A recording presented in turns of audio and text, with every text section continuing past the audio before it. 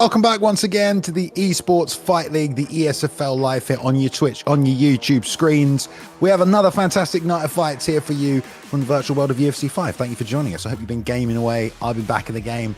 Rob's been back in the game. We've all been knocking people out. My name is Bailey and thank you for joining me. I've got Mr. Bruce Lee Rob with us tonight. Rob, how are you feeling, mate? It's good to be back calling some fights, isn't it? Yes, sir. I'm feeling finger licking good, guys. I mean, we're here, Esports Fight League. I've been playing. I've been knocking a lot of you guys out. But now I'm here to talk and analyze the fights with my favorite co-commentator here, Bailey. How you doing, baby? What's up, everybody? It's me. Thanks, mate. I appreciate that. It's nice of you to say that. You didn't have to say I was your favorite, but you've said it now, and everyone else in your face. Anyway, we've got a great card tonight, guys. The title, if you're not aware, has been vacated. Of course, in the ESFL, in this season, the champion that holds onto the belt for the longest, gets the most title defenses, wins the season, effectively gets to take a real ESFL title home, have a bunch of stuff put on it, their names, prize money. That is what everyone's working forward to this season. But the title was dropped last week by Driz. So today we are having a 4-man tournament to settle it once and for all. Rob, who will take the belt home, mate? It's going to be an interesting one because we have some old legends coming back in. The Irish King, SuaveJamie, Romero, the winner of the Esports Fight League live event, Bailey, and then the man that beat him recently, K1 BXM. I mean, there's just two. And Ed Parker, the quicksand is back. You better watch out, and you better have a rope with an ally pulling it because you will get stuck in the quicksand. That's a pretty nice, you know what I'm saying, babe? Script right there. I do know exactly what you're saying, but as you said it, there's a 4-man tournament. Romero and the K1 Bomb, a rematch for the last summer tournament right there. A bit of a revenge match in that one. Romero not actually fought this season, but he says he's back 110%, wants to take home that title. But SuaveJamie making a return here against AKA MG, who was supposed to be fighting Driz for the title, but Driz pulls out. AKA gets a spot in the tournament to take on an old legend. Got two old guys, two new talents, Rob. So I like old versus new. We're going to see if the old guys are still running the game like they were back at UFC 3, mate. Yeah, we're about to see the old guard taking on the new generation. It's going to be great. I can't wait to see how their styles clash. And throughout the card, Bailey, I mean, we have so many good fights, up-and-coming fights, and people that are trying to prove themselves and make their ESFL debut with these legends on the card. A lot of eyes on it, and it's going to be a fun show. Don't blink, because people are going to be getting knocked down. People are going to be choked out, and their arms are going to be broken virtually. That's a guarantee, apparently. Yeah, lots of top names on the card. Like Ed Parker's fighting here tonight. Maximus Linus. So we've got, some top contenders. But let's get things going. First fight of the night is underway. I believe it's Joby and Ziggy Boy going head-to-head at middleweight. Of course, it should be a good matchup. Both men have only fought a couple of times this season, but Joby 1-1 this season, has a loss to what remains strictly business. That was at ESFL 176. He beats Storm, though, at the show after that, 177, so there's the 1-1. And Ziggy Boy, he won his debut against K1 Cooked, and that was at ESFL 178. Now he's back to make it 2 wins in a row at this show. Two young contenders. Rob going head-to-head at middleweight. I like it. A great division, and looks like we are going to be locking in Alex Pereira there for Jody, and Ziggy with Anderson Silva, one of my favorite picks at middleweight. Just such a great pick, elusive, 5-star. I mean, Anderson Silva brings it, so this is going to be a great bout between these two competitors to open us up here in the Esports Fight League. Yeah, interesting picks here across the board. Massive power difference, obviously, but Anderson, we've got the movement, we've got the slickness. It's all about distance management, really, though, I feel, because you time a shot at the wrong time and you're going to get caught. But there was a nice ducking uppercut off the left hand to get things started by Ziggy Boy. Trying to hit that straight off the back foot as well. Yeah, Anderson has so much illusion, but you got to watch out for Alex Pereira because if he lands one of those Poton power shots, you get instantly rocked, and it's very scary, and you have to watch out for that flying knee from Pereira. It is deadly. Yeah, big weapon that as well. But Anderson also has one. Stiff jab back there by Ziggy. Both men trying to hold the center. Nice little stance switch, which we're seeing a lot more guys do these days. Even myself, I'm switching a lot more to disguise those back shots and also mix up the variety of the attack from the kicks. But so far, sort of a plodding approach on the right-hand side here from Joby. There's a nice check hook to the body with the rear uppercut as well. And the teep. Nice job, though. Nice combo on the return, Rob. Yeah, definitely. Both guys land their shots and doing well. There's the takedown and puts him on the ground, jumps down on top of him, too. Takes a little bit of that stamina, and just he's going to stack him. Jody making plays early here in the first round, Bailey. Indeed, lets him back up. There's that knee that you talked about. Going back to the body with the left hook there, but you got to be careful that the uppercuts or indeed another knee doesn't find the chin on the level change. Now working the inside leg there is Ziggy Boy just a little bit. So many stance switches from Ziggy compared to Joby here. And there's that left hook again.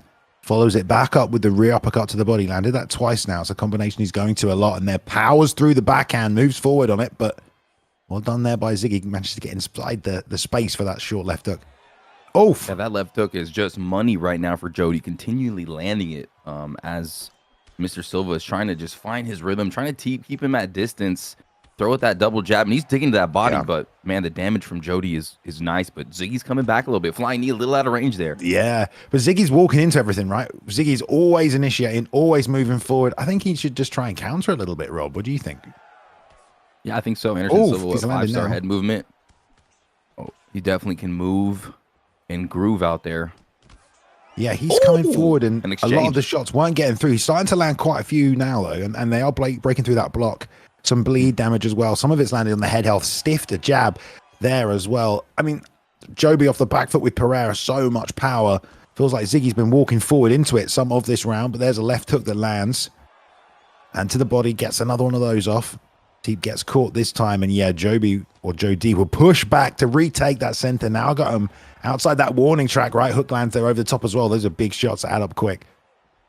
Definitely when Jody kind of walks him down, puts him against that cage, it gets a little scary. He doesn't have anywhere to go. And Jody's got a lot of power, but Ziggy's been doing a fantastic job landing and doing damage to the head of very even fight as he eats another left hand from Jody, and that's just been his money shot all night. All right, end of the first round here tonight at ESFL 179, and what a way to get things started. Can we welcome in Total Conflict Esports, bringing the raid here on the Twitch side of things, wherever you're watching, but Total Conflict in Esports, one of our new affiliate leagues, Rob. So thanks very much for bringing the show on over. They do a great show over there, guys. If you're not checking them out, if the ESFL isn't on, you want to see some more UFC 5 esports, you can check them out. But thank you for the raid there, guys. That's Total Conflict Esports as we get into round 2, Rob. Welcome, Total Conflict. Thanks for having you, or thanks for coming through. And Jody, round number 2, and these guys are pretty even here, ladies and gentlemen. I mean, you see the head health on Ziggy. It's pretty low, but that Alex Pereira power is going to come right here. Bang, uppercut lands, connection, detection. And now he's going for the knockout, babe. But unfortunately, Ziggy able to withstand it. It was a big shot off the backhand. And again, that's the problem I was going to say, Rob, because he's moving forward, Ziggy, into everything he's trying to set up. He's walking into those shots. Twice now he's been caught with a shot when he's moving forward. And I don't know why he feels, such a need to pressure so much. Perhaps he's worried about getting pushed back like he is now. But Jody doing a good job timing those straight shots on the counters, interrupting that forward pressure for big damage. And this is now a little dangerous for Ziggy, but he's still got some head health left. Yeah, he has a little head health left. He's got an injury, and that right leg has been getting smashed in there. So he's got to watch out. The tree chopper's coming, and it looks like Jody's kind of taking the momentum in this fight in round number 2. Yeah. Well, I mean, again, for me, Jody's not initiating. Jody's just waiting and countering. It's all Jody has had to do is just wait and counter. Every single time Ziggy is charging in, and he's been able to time a lot of stuff. Ziggy's not jabbing or baiting, but lands a right elite uppercut there. That was beautiful off the left hand. That's the kind of shot he needs to get back into the fight. And that's that head movement that you were talking about earlier, Bailey. And just a quick little slip left, uppercut connection. And that's what Anderson Silva needs. Ziggy needs to just be elusive. And now he's coming forward, throwing that, what is that, 12-6 elbow? I mean, I think it is, yeah. Reverse elbow, as you call it there. Lead to the body, reverse right elbow. Hand over the top, comes off the block. There's a reverse elbow again, but nice straight. Lead hook lands to the body there, and a nice straight again. Yeah, these straight punches from Jody to the head and to the body. There's a lovely block counter with the left hook. Now pulling it on as the head health is going down off the block as well. Ziggy now in a bad way. Left hook sits him down. This is probably going to be it with a ground and pound. Rob, can he get the frames up? Oh, he's got it. No, he's got it. Oh my God. By the skin of his teeth. I don't know. He was bouncing his head off the canvas like a basketball, but I mean, Anderson Silva just was able to stay in there. Ziggy now in a lot of trouble. Injuries to his eye, injuries to his head, butterflies fluttering around. He's trying to collect himself here, Balian, but on top is Jody. 40 seconds left, and he is chilling. Yeah. I mean, what a devastating round, though, if you're Ziggy Boy, taking so much damage, getting dropped multiple times. I know the recovery stat is probably okay, but orange on the doctor's meter. I mean, this is where you really, the only way back into the fight is to land like a big counter shot and get that head movement going. And if you're Anderson Silva, you've really, really got an advantage with that. But I mean, Ziggy's clearly a great player, Rob, but not using that head movement when you've got a pick like Anderson, who has 100 head movement, by the way, as well as untouchable, which is, of course, is actually, he doesn't have the planted head movement, which is a little interesting. Because I feel like he should. He only has untouchable, which is when moving backwards and sideways, you get those slip advantages, whereas it feels like you want to plant and slip, but maybe not very boxing style. It makes sense. Either way, there's not a lot of head movement from Ziggy. He's initiating every time, you know, especially with his low health. I would be hitting and running, Rob. I don't know about you. Yeah, I think you're right. I think it would be good to stay elusive, to back up, to use that perk, to front kick, and not to stand in the pocket and trade and come forward with Alex Pereira. Oof. Because that straight punch is coming, and it's devastating. And now the head health is not there. He's got a glass jaw. He's brittle. Any of these shots, especially from Alex Pereira, powerhouse, is going to be tough. And he's still trying to walk him down, Balian, in round 3. He is. You know, there's pressure with the jab, but you can't move your head if you're initiating offense. Whoa. You can only do it on the defense. There's the elbow off the knee. Great counter shot by Jody if he didn't finish him in the last one. But Ziggy survives yet again, and one more time, Rob, getting countered right there with a big elbow. That was so nice. He went for the flying knee, slipped it, and then cracked him with an elbow. I mean, that was just beautiful stuff. Jody showing he is ready for this moment. Bang, again, another sidestep, left hook, goes to the body, digs deep. Body, head, God. Nasty stuff. Oh, he's freaking out, Rob. Blah, blah. Here comes more shots. It's over, puts him out cold. Jody gets a job done, multiple knockdowns with the power of Pereira. I mean, listen, Pereira top meta right now at this weight class, 100%. Anderson's still a lethal pick, though, if played well, 5-star pick, but a great win from Jody. If you ask me, I think, you know, Ziggy coming out a little too aggressive for me tonight, Rob, in this one against someone like Jody who could just sit and land those counter shots. Yeah, I would agree. Stood his ground, had a few beautiful moments where he was able to slip with Anderson Silva and land an uppercut, but it was just all Jody who was slipping. He was the one using the side steps. He was the one using the footwork, the head movement, and every time his opponent came in, he was throwing that straight and some beautiful left hooks. I mean, it was just a dominant performance there by Jody, showing that he is ready for the Esports Fight League, and we got a new prospect, up-and-comer here in Jody. Yeah, I like it. I mean, Jody getting another win there. So, of course, that's now 2-1. You know, that loss was to Strictly Business from what remains, which is, you know, a commendable loss. It was a tough old fight, but I liked it from Jody there. Good patience, and landed, got a lot of good counter shots. Good eyes, good slips, punished him. No rush for the finish. Good work, I think. Good, solid performance. See him tested a little further down the line. We'll see how it goes. Moving swiftly on, let's go to lightweight, guys. Okay, we've got the 0-2 Smokey going to be taking on K1's Drake, making his ESFL debut. Another member of the K1 team. Great team. People love that team. So excited to see the debut of Drake here. But Smokey 0-2, so lost to AKA MG. AKA MG is in the tournament tonight. All right, so it's, you know, no slouch, that loss, you know, unfortunate. But then lost to K1's WD Fee at ESFL 177. So this is another chance for Smokey to not only get a win, but to fight a member of the K1 team and avenge the loss from his last performance. Drake, though, is going to want to make it 2-0 for the K1 team. Again, Smokey at lightweight. Lots of picks here, Rob. We're going to see a Tony Ferguson as well. Oh, maybe. Ooh, Islam Makhachev for Drake against Prime 2019 Tony El Kakui Ferguson. And Smokey 0-2. He needs this win right now. This is a very important fight for him. He's fighting a K1 teammate of Jody. This is going to be a tough matchup. Let's see what happens. Yep. Love it indeed. Red corner for Drake with Makhachev. And in the blue corner here, I guess that's Smokey. Yes. On the opposite side of things. But again, I've got no audio on this fight. It was the last one, Rob. I don't know if you're the same. I don't know if we can... Oh, okay. Yeah, it was really low last time. I had to turn all the way to 200% just to barely hear it. No problem. But here we are. No worries, guys. Reminder to all competitors here tonight. Let's get some audio going. You know, Max audio, please. Thank you. Max audio. Let's have it. Otherwise, people ain't going to want to see you fight again. That's just how it goes, guys. Come on. You got to entertain these people. Got to entertain these people. All right, anyway, people are debuting, I'm being told.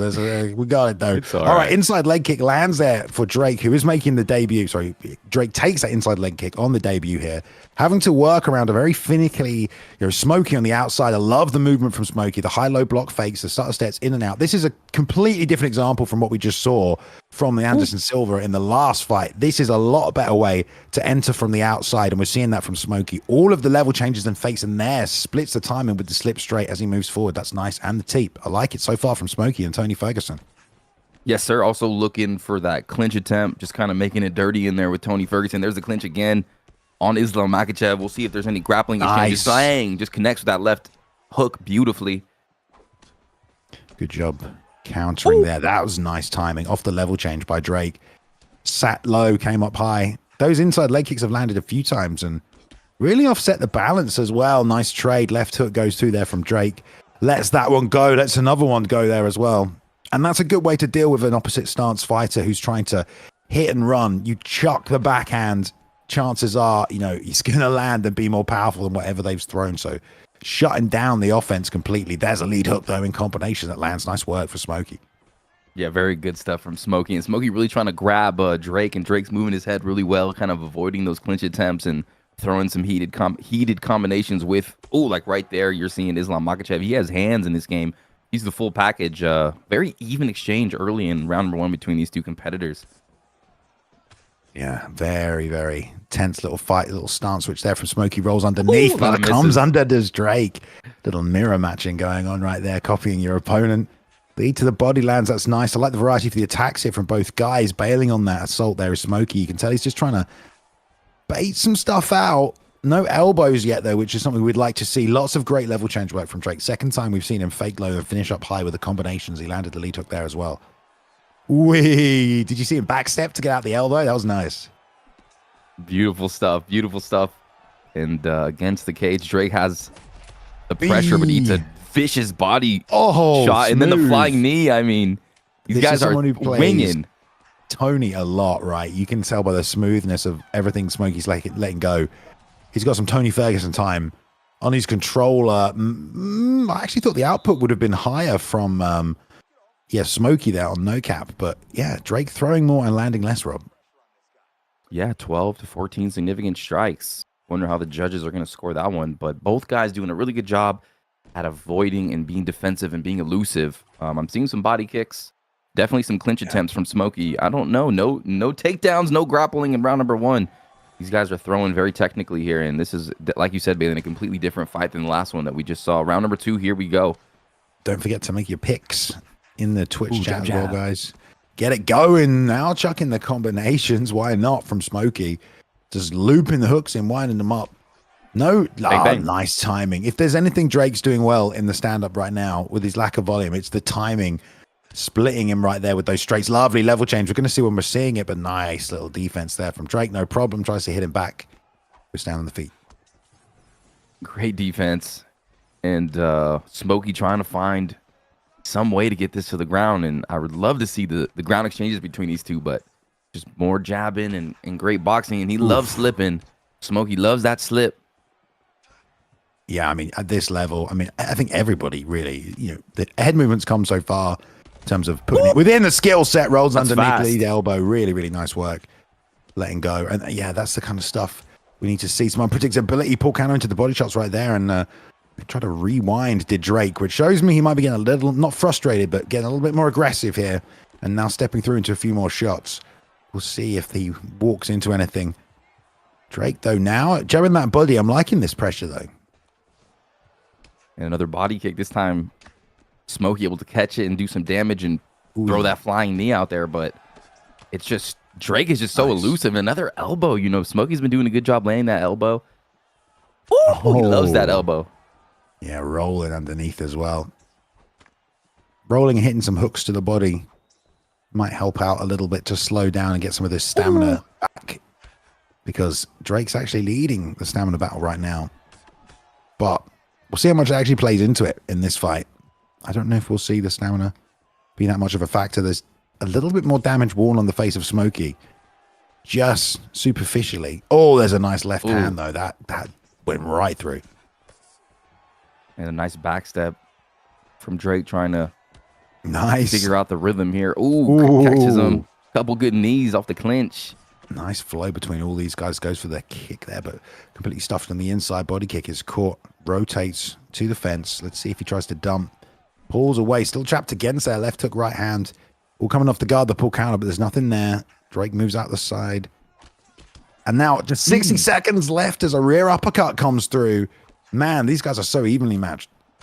They really are. Oh! You're just waiting for someone to get rocked as they're throwing power hooks and those lead elbows, rear elbows, and now Smokey in trouble. That block is getting low, and Drake knows it. He's starting to put some pressure on him here late round 2.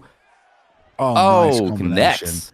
Way to be consistent with it. Whoop, whoop, whoop. And he's baiting everything out now with the short touches, which is good because Smokey's overthrowing a little bit because he sees the windows there, but this is going to drain the stamina. Drake did a good job to play around a lot of that aggression towards the end of that round, I think. Very, very close fight. Yeah, good output from both men.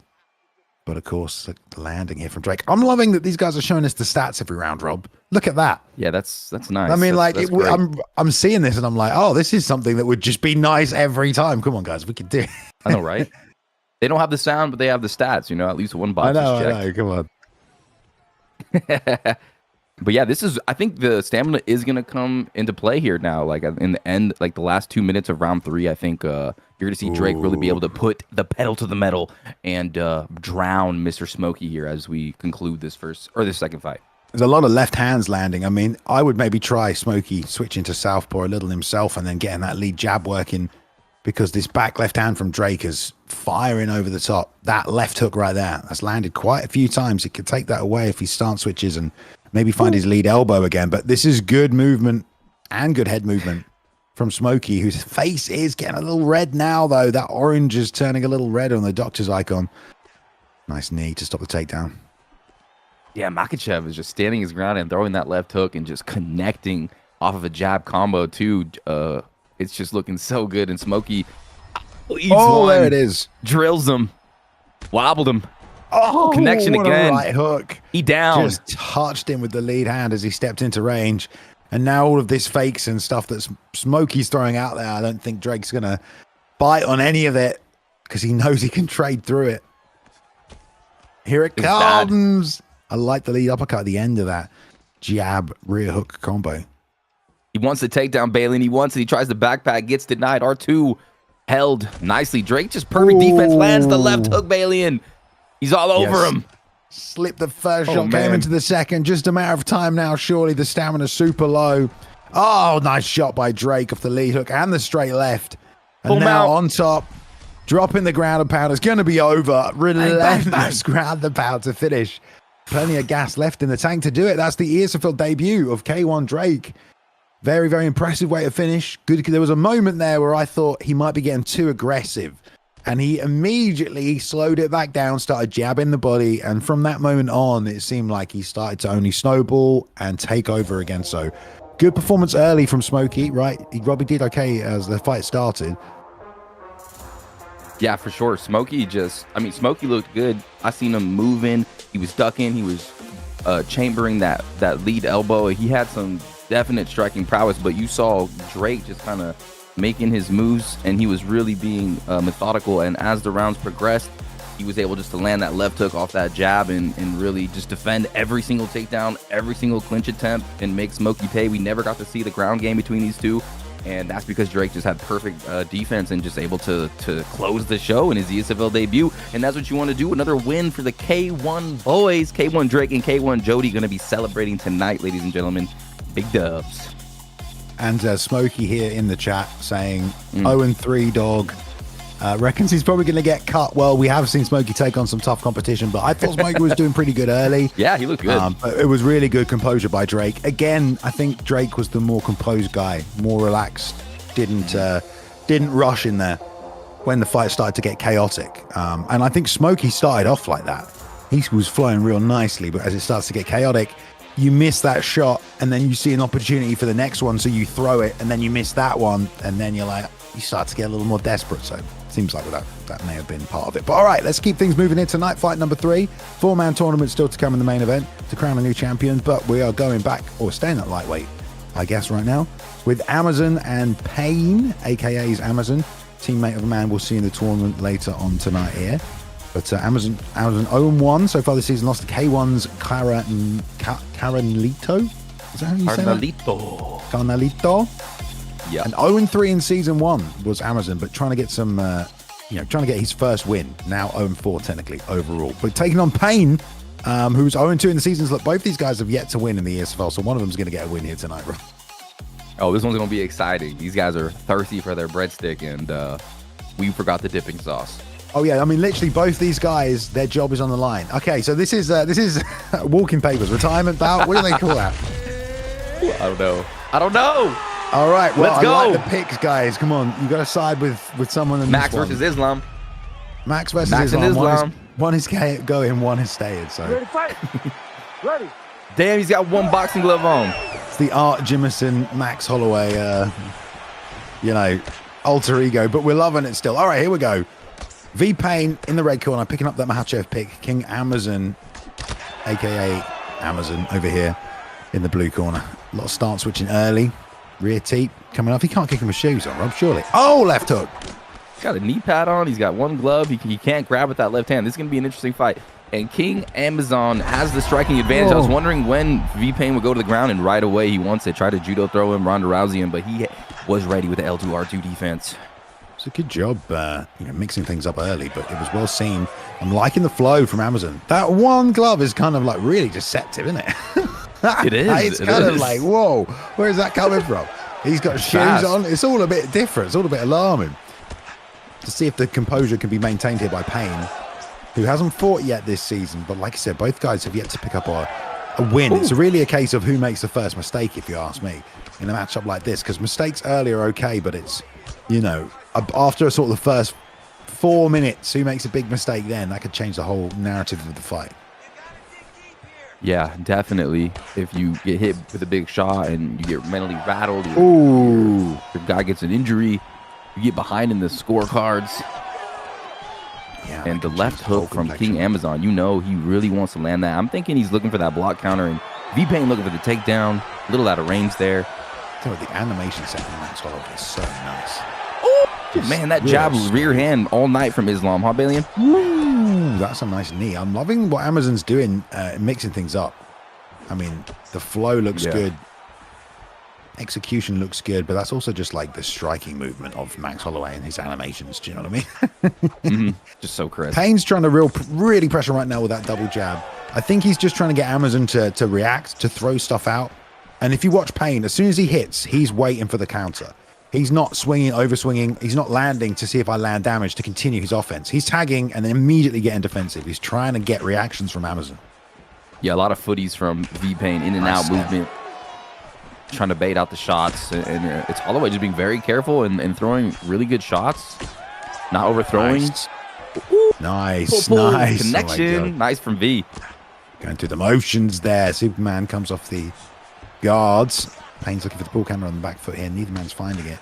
Lots of small damaging shots, but we're closing the first 60 seconds of this round. There's a slip left hook there. That was nice work. Just landing on the chin before he could exit. Woo! He felt the wind from his knee right there. He sniffed it. It smelled nasty. Let's go. Definitely would have felt the wind from that knee, 100%. Slicing pass. More start switches here from Payne's. Good head movement from both guys. They're being very defensive here, Bailey, and neither taking a lot of damage in round number 1.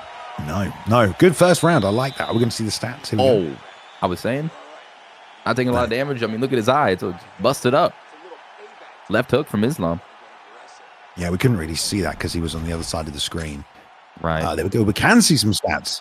Look at that. Oh, look at that. Double the significant strike output right here from Amazon. And, sheesh. We talked about, Payne trying to pull out offense with with the significant strikes, right? That's why Payne's number's not as high. He was jabbing his way in, 1-2ing his way in, baiting out significant strikes, a lot of which miss. Holloway has that gas tank, but we'll see if that plays into it. It's going to open up options. There's a nice long 2 to get things started, though, from Payne's.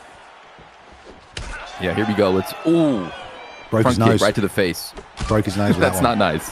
That lung icon immediately appeared. All that talk of stamina we just had is now being changed, and we see the takedown come out straight away. If that gets denied, now we're seeing a shift in the stamina almost immediately at the start of this round. If some body shots come out from Amazon, we can buy into this strategy. If that's a late denial on that as well, it's going to drain some more long-term stamina. Maybe a little desperate here. V-Pain wants this fight to go to the ground, and he's showing that. And King Amazon is going to tally that, and he's going to maybe throw an uppercut, throw a flying knee. But right now, he's just trying to defend himself and just keep fighting the way he's fighting, because he's fighting brilliantly here in round number 2. I think that nose has recovered. I don't think there was any permanent damage to it, because icon is gone now. That's a good point. Get back on the offense. Turning side kick missed there, and there's that level change again from earlier. He keeps turning it the same way, Bay. Yeah, but there's only 2 ways to do it, really, unless you can find the right moment to drive it to the cage, you know, and then you can chain some other stuff together. You could bail on it, I suppose, as well, and come into the clinch. Not a ton of options to get the fight to the ground, really, in UFC 5, but there are a few. I just know he really wants the fight to the ground right now. He seems a little uncomfortable on the feet. He's got great striking.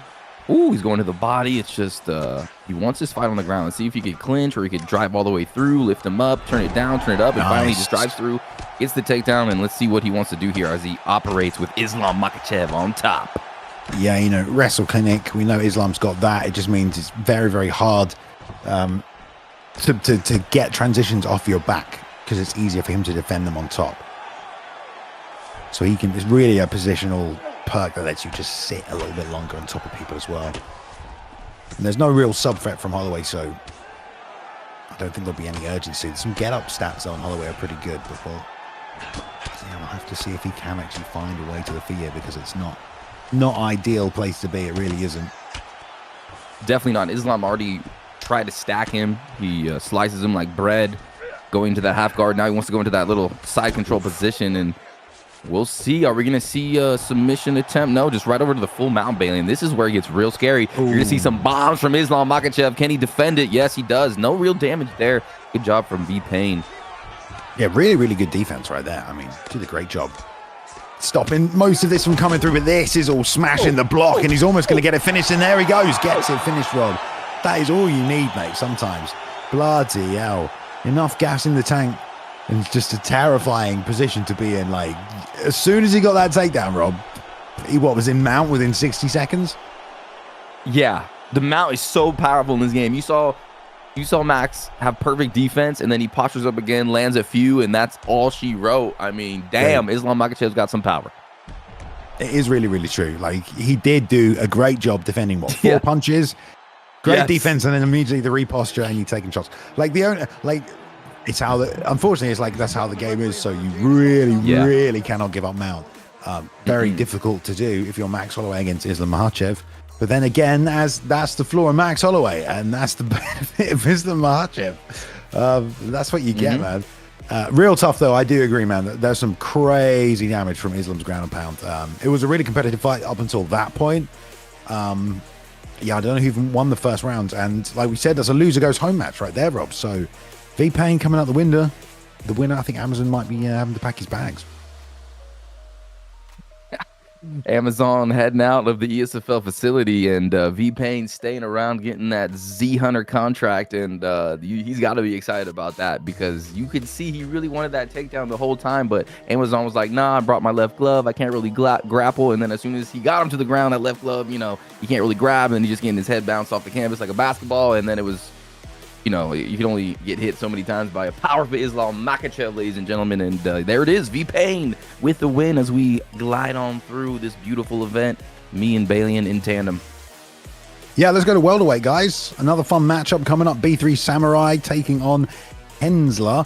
Both guys 0-0 this season. Hensler making that ESFL debut, but Samurai, a bit of a veteran. 6 fights last season, went 3-3. Tons of fights in ESFL, you know, during UFC 4 as well, of course, but Samurai is here. Season 2 debut for UFC 5. Let's see what he's bringing to the table. Samurai in the red corner here tonight, Rob, so we'll see what he's picking. All right, Samurai. He's got some experience. Ian Gary. But there he is. Ian Machado. I like Ian Machado. He's got striking. He's fast, Does elusive. indeed. Versus Shavkat. Look at this. We're getting a Long. matchup here. By the way, shout out to a Mental Gain in the YouTube chat. Thanks for the $2, mate. That's going into a prize pool. And let's go. Thank you to King John as well for the 200 bits. Thank you, King John. We appreciate that here in the ESFL. Here we go. Samurai pushing straight away. We've seen Samurai in a lot of fights, leading the B3 team, I think, at one point, unless I'm mistaken, against Nadia here as well, or Hensler with the super quick hand speed. Did you slip something into my drink, Bailey? Because I feel like I'm seeing weird colors here. Ooh. Okay. Samurai. Something is a little, I think oversaturated, but I like this boxing exchange we've got going on right now. Hensler deciding I want to stand here and trade that time instead. Want to use the grappling. If you are Samurai Robin, now has him against the cage, head kick defended, but he's up close, man. He's gotta get out of there. He's getting diced. Yeah, and it's because you want to crowd Ian, right? Because he needs that space for those snapping shots and those kicks. On the inside with these hooks there, Samurai's doing a good job taking advantage. Just a kind of old school style, but he's taking some damage on the way in, Rob. Another big right hand clips the chin of Samurai there. Yeah, he's got to be careful throwing that leg kick up close and personal because he is eating shots because of it. But, ooh, he's kind of cracking that leg a little bit. Samurai Robin looking like Jean-Claude Van Damme trying to kill that tree. Bang. Again. This one down the middle. Swinging back these hooks. A lot of commitment to the leg here from Samurai Robin. He's caught the kick, but he'll go into the combination on the break. Both guys are throwing a lot of significant strikes early. Samurai especially letting the gas tank, get fired up here. He is letting it burn. Full throttle. And just going to that leg again and again. And Nay's like, okay, if you're going to throw that leg, I'm going to keep tagging you with my punches. And he has done a little bit more damage, I believe. This is a pretty even fight. Jabs him. Bailey, what are you seeing here? Who's got the advantage? Is it the leg kicking Samurai Robin or Nay for making him pay? To be honest, I think Hensler's done a good job of retaking the center and getting some space after that early assault from Samurai, who made it clear he was trying to work his way on the inside. Now he's getting caught as well at the end of these shots. That was really well placed by Hensler, and again he puts the right hand on the chin as an exchange there, but a couple more of them and Samurai's going to be on the canvas. There's a right hand again, Rob. Yeah, Bailey, he just leaves his chin up, and it is number four. He gets cracked with that right hand. Wobbling is Samurai Robin, still just dedicated to the cause, the crusade of the left kick, and finally goes high. And he's got an injury, and he's getting battered here by that right hand, He's got to be careful. Yeah, the problem is Samurai is trying to return immediately every time here. Every time a shot comes his way, he's returning. When really, I feel like he should probably try and back out and refine his timing maybe, because he can brawl. But if he's down, there we go, though. He's landing now. Yeah, maybe duck. Duck that right hand coming in and come up with like a right hand, left hand counter or something. But so far, it's Nay just in control as you see blood splattering on the chest of not Rachmanov, but it is Rachmanov. Yes, Rachmanov. Sorry, blood. Anyway, there's a nice cut there above the left eye. Don't know what that would have been from, but that's going to start to add up. Yeah, Samurai, I think, did well getting on the inside early, but he did.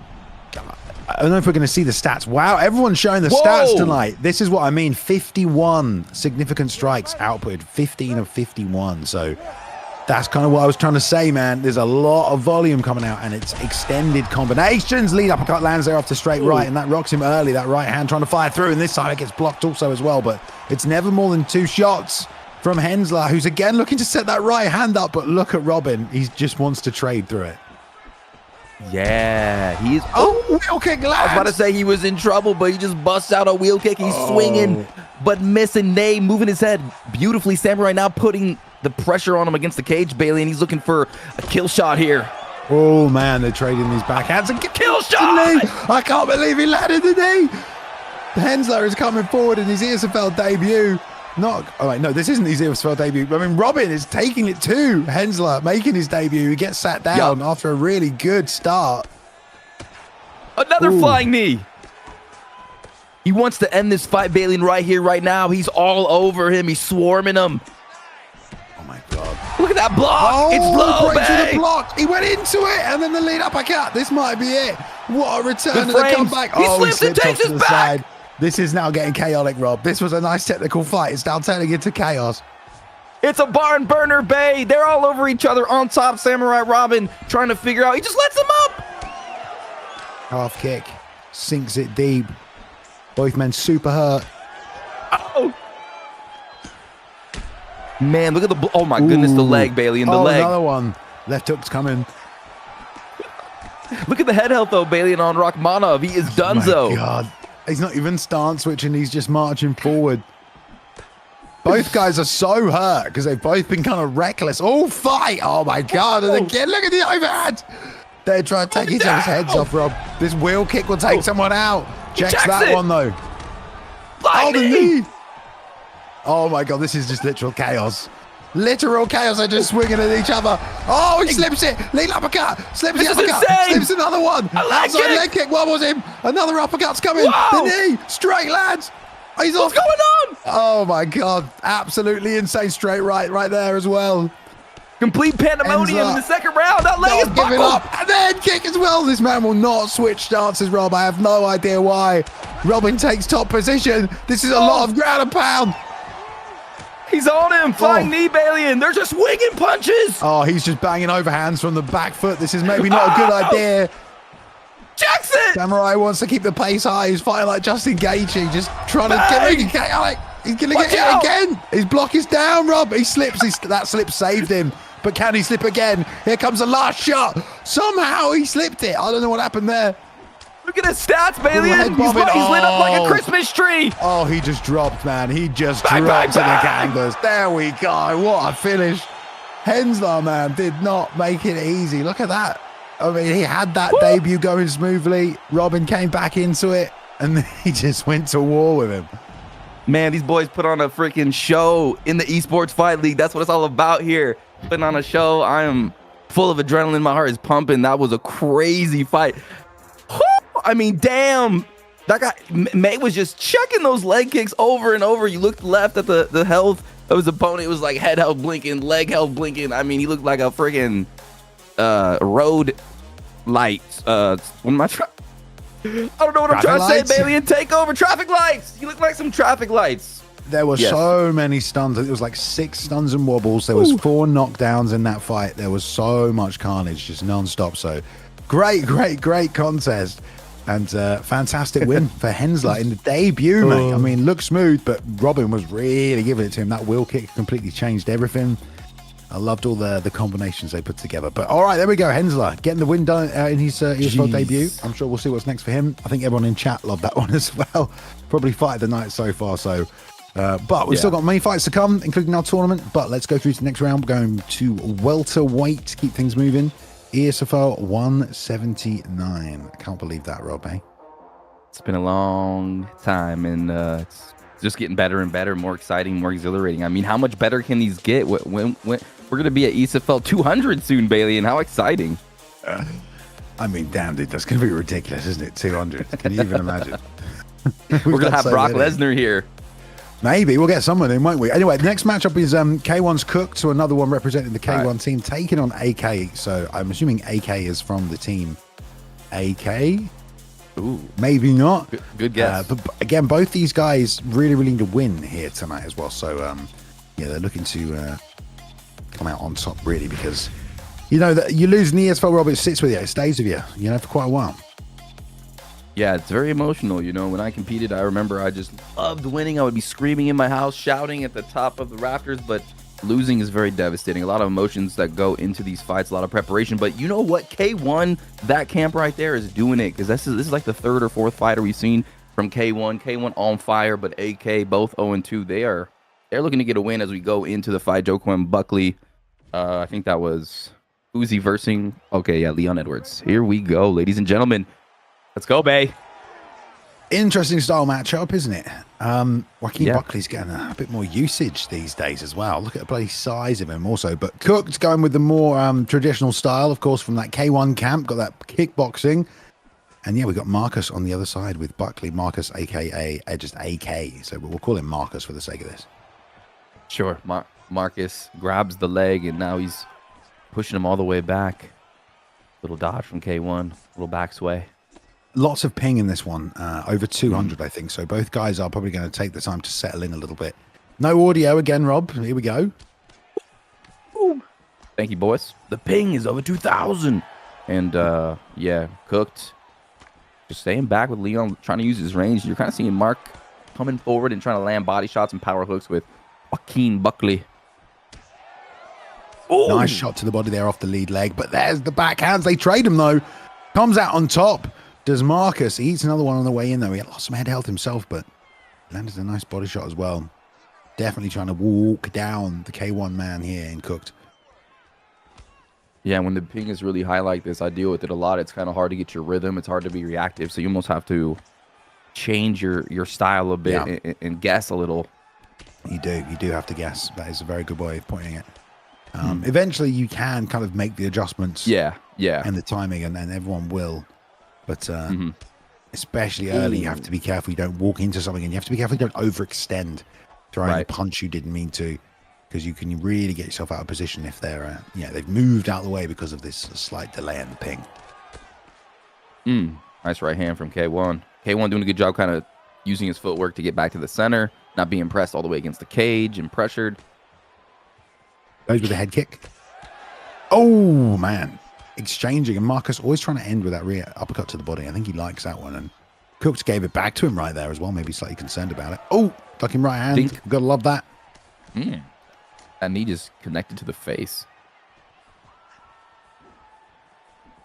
Round one. We're getting through round one pretty quick here. Deep up the middle. This is the distance that he wants to be at, you know? Yeah. And this is the first time in the fight he's had this distance and this space. Ooh. This is the story of Leon Edwards as well, who never gets this distance from anyone anymore. But this is where he'd rather would be.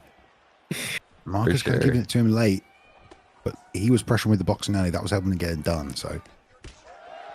Yeah, and catching that kick, too. If he catches that teep kick to the body, that could be huge for him. Marcus, that is. And now just coming forward. And dang, K1 just really good at staying off the cage and staying in the middle and keeping that distance. Phenomenal job so far in round number one from K1. Well trained. The pressure from Marcus has turned down a lot. I wonder if he's worried about the stamina, maybe. Because he's really turned off the pressure a little bit in that round. And now he's getting him a little closer and ending to the body as well. It's good Muay Thai, that. Respect being shown from K1 Cooked. Good round. There it is. 18 significance to 14. Looks like they've set the trend here tonight. And we are going to just be getting into round number two here. Leon Edwards, I'm not sure who's winning this one, but on the judges' scorecards, look like Leon with the more significant shots. But you got to watch out from the power of Buckley. Looks like they're going to adjust the sound a little bit. Thank you to our competitors and Bailey and back. And ready to go. All right. Second round.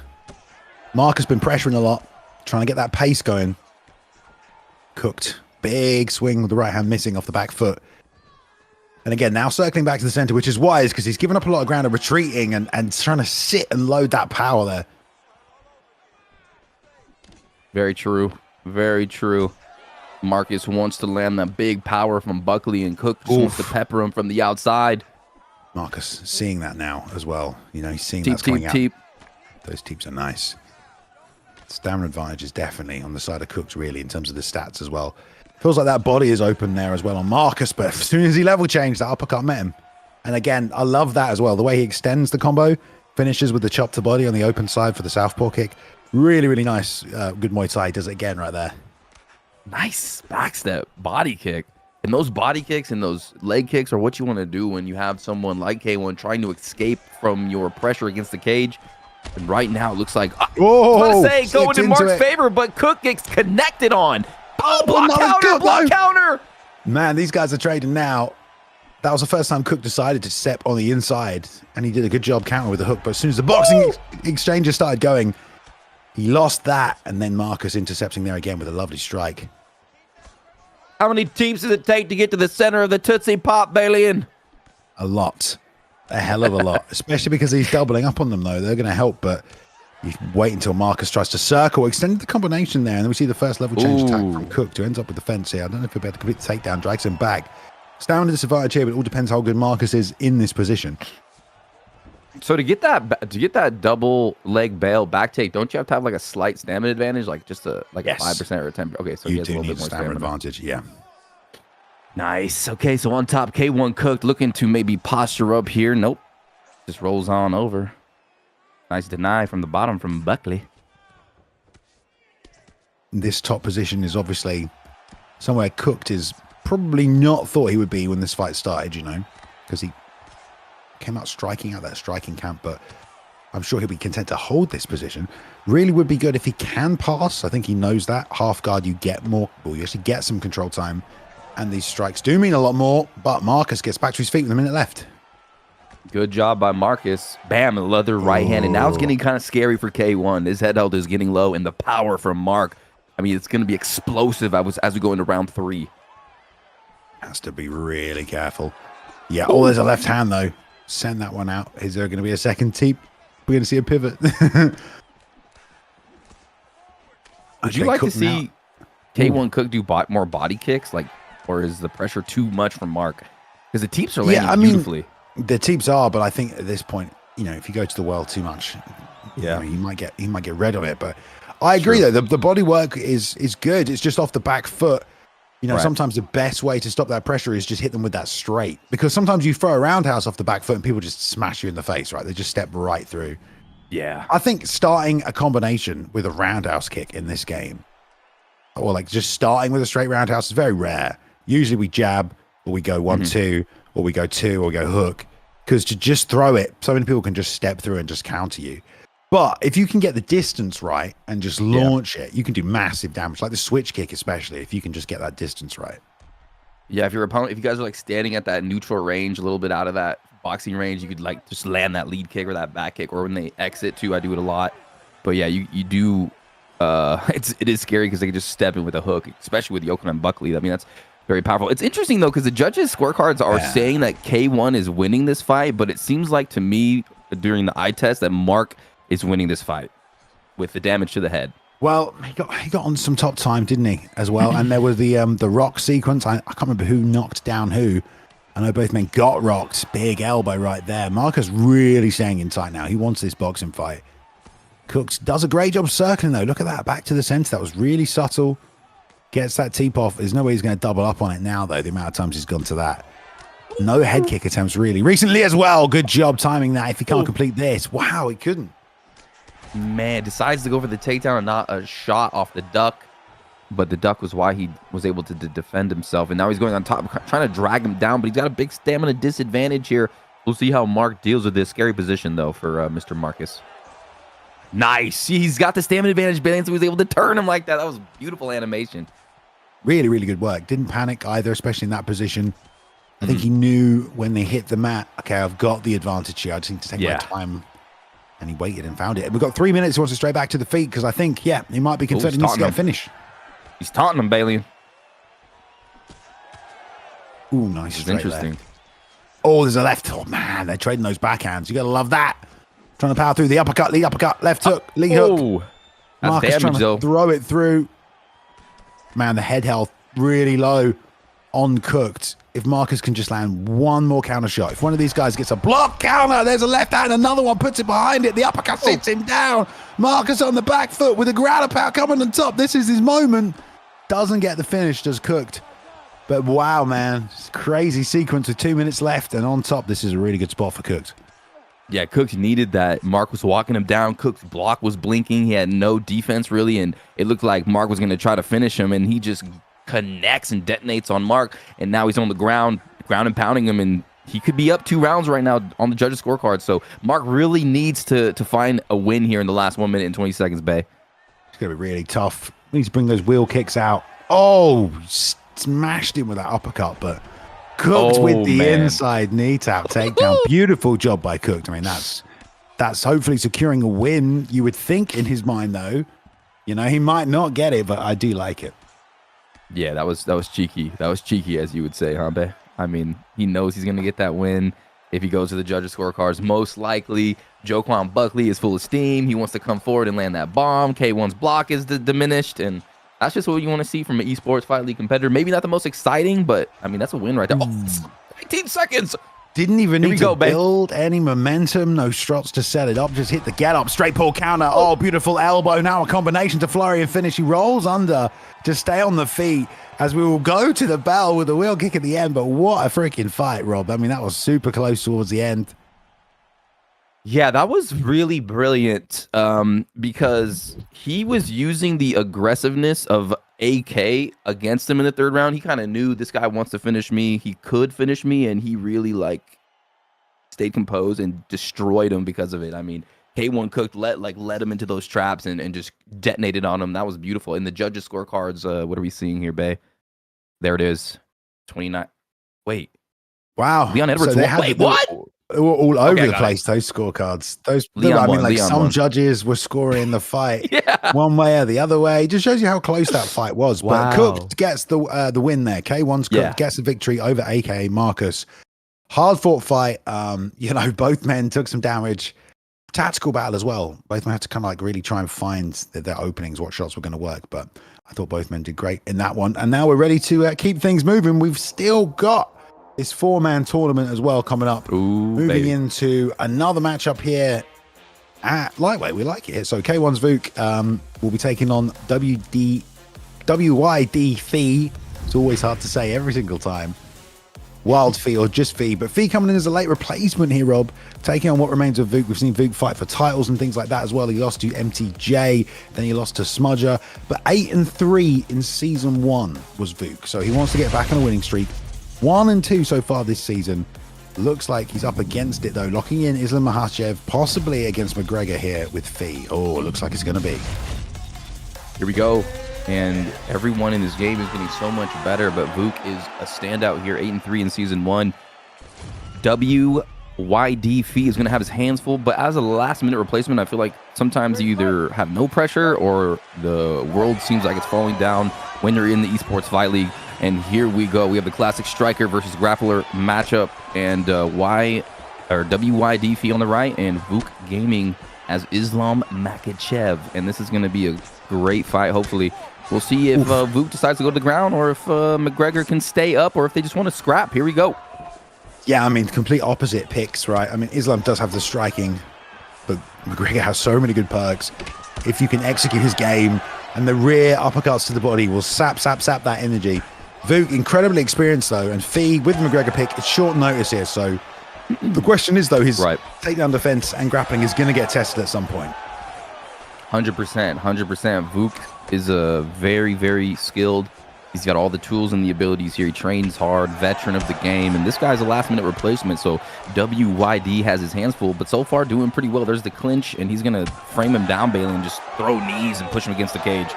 Yeah, really going to take a ton of retail space inside the cage. Starts to slide back to set up distance for the left hand, but it doesn't really land. Hand plant roundhouse. Doesn't really land either, but that lead hook did. Touch and go. These guys are really sliding around so quickly. It's kind of making me a bit dizzy. Yeah, look at that. I agree. It's hard to see even what the heck is going on sometimes with the body shots. You're seeing WYD kind of focus on that body shot and diminish that stamina, and then lands that head kick. I mean, he's all over him right now, Bailey. Yeah, both guys really working each other's high, low, up, down. Applying the feet, looking for the rips. Nice job with the slip there from Fee. And again, Vuk steps forward, gets tagged. Look at the speed in that combination. Great job just piecing up the head health. This is best case scenario for Fee. Do enough damage early to try and get yourself in the fight late. And he's done a fair amount. But Vuk still pushing forward. Gets tagged there, though. This has been a fantastic round for WYD, just landing body shots, taking that stamina away, the spinning hand plant to the body, and WYD having a good first round here, folks. Nice lead hook. Bang. And another one at the end of the combination and put the overhand at the end of it. That was really nice. It's like a 5-piece combo. Straight lead hook. That was like an off-speed overhand, huh, Bay? I didn't even predict that. Yeah, that was off weird. The jab. Nicely disguised. Vuk off the back foot, trying to make things work. That's a lovely one too. And the double jab to push out and get space. But he retreats again, bails on the second shot to the body and lands it up top. Nice work from what remains right there. WYD standing his ground with Conor McGregor, loving those body shots. Vuk kind of rallying late in this round, landing some good shots himself. No takedown attempts, really no clinch attempts so far. These guys are just striking, and you know McGregor in the first round is going to have the advantage. Pushes him to the fence right here, but the breakaway from Fee. There's a nice knee as well. Oh, and both these guys slowly chipping away at each other. Yeah, look at that though. the output definitely higher on the side of Fee and McGregor, but yeah, we'll see how much the stamina comes into it. No real takedown attempts, you know, for Fee. He's got to feel pretty good coming out of that first round. Got his damage off, landed the majority of the strikes. Will probably take the round because of it, and got some body shots off. But I don't know. It's all about how the next 2 rounds play out, isn't it? Yes, sir. WYD puts 1 round in the bank. And now it's up to Vuk to see if he could use that veteran prowess. But he's got his hands full with this last-minute replacement, Conor McGregor, Chad. And we're going to see what happens here in round number 2. Here we go back in the center. Oh, exchanging those hooks. Again, that's the overhand. He follows it up there at the end of these combinations. So we'll see. It's like a Chuck Liddell overhand, Bay. Yeah, it is. Goes for the ankle pick. Fee says no. Clashing again there. And these guys are match for match a lot of the way here. Almost mirroring each other a lot of the strikes. I like the head movement from Fee because he stays in the pocket looking to throw back after he slips. There's the overhand. Breaks through one more time. Double body shots. Comes back up high. Block is up though for gaming, but that overhand completely surprised him, Rob. This is not going well for Vuk, ladies and gentlemen. Bay, he is getting tagged up. His right leg is getting butchered. He's eating those overhands, and WYD has a stamina advantage, and he's clipping him again and again. Oh, he's lovely all over him. Man, this is the Eddie Alvarez McGregor, you know, the long shots that are coming from everywhere, the combinations that are flowing. Got to find a way to break that rhythm. With your Vuk gaming right here, maybe even a takedown could do something, but he's got to find something. A little bit more pressure, doubling up there as well, finishing with an extra punch at the end of the combination. That's good, but it gets hit with a 2 down the middle as he tries to keep going forward. It looks like Vuk kind of hit another gear in the last 30 seconds. He's really putting on the pressure. Good footsies, making WYD miss and making him pay here, kind of chipping away, bringing this back a little bit. But those body shots are so nice from WYD. Tried that pull, just a fraction of a hair too late. Oh, catches the hand block roundhouse. I mean, the speed to be able to do that as well. Backing him up to the fence, slips coming out to the body. Both men trying to find those angles. Ooh, man, neither man's afraid to exchange either, which is always entertaining. Way over the halfway point of this fight now. Stamina kind of even though, based on the amount of damage they've been able to do to each other. A little 1-2 from Vuk, and WYD is just digging for gold in the body of Islam Makhachev, and he is about to strike richness. Oh, he's just letting it fly. Oh, he slipped it. Bang. Oh my God, Vuk slipped it. He overextended on the combination, the 4-piece uppercut, no stamina, slip, 1-shot KO. Beautiful job. I think it was about a 3 or a 4-piece combo that he was ripping. The final shot on that, the uppercut, really had the stamina low as he kind of probably should have only thrown a 2 or a 3. And it was just a great shot from Vuk, man. Beautiful work. Oh my goodness. It's not too often you see someone press the off switch on a Conor McGregor who's winning, who's confident. And I mean, that was just a perfect recipe of disaster because Conor just threw all his energy, was low on stamina, and then Vuk slipped and ripped max vulnerability with max stamina, I think. And that's all she wrote. And that's all she wrote. I love that about the game. I love those walk-off KOs. I mean, there was some damage done already, but 100%, that was like full vulnerability, no stamina, perfect slip, overhand, smashed it, level 5, whatever that is on Islam. Big power as well. But Vuk actually says in chat, I didn't deserve this win. Shout out to Fee. Well, I think Vuk, you do deserve the win because that was a fantastic shot. What a shot that was. And Vuk moves to 2-2 this season. Fee down to 1-2. Both men will be back, I'm sure. But Vuk wanted to match that 8-3 record in season 1. He's evening things up at 2-2 here tonight, so he'll be happy with that one. It was a very, very difficult shot. And a difficult fight as well, but a difficult opponent to get past. So, right, let's keep things moving. We have how many? 1, 2, 3, 4 fights before we're on to our tournament, ladies and gentlemen. Next round, then, we've got some more top guys, more representation from K1 and Carnalito taking on TKK, the Pug. Both men hungry for a win here. 0-1 for the Pug.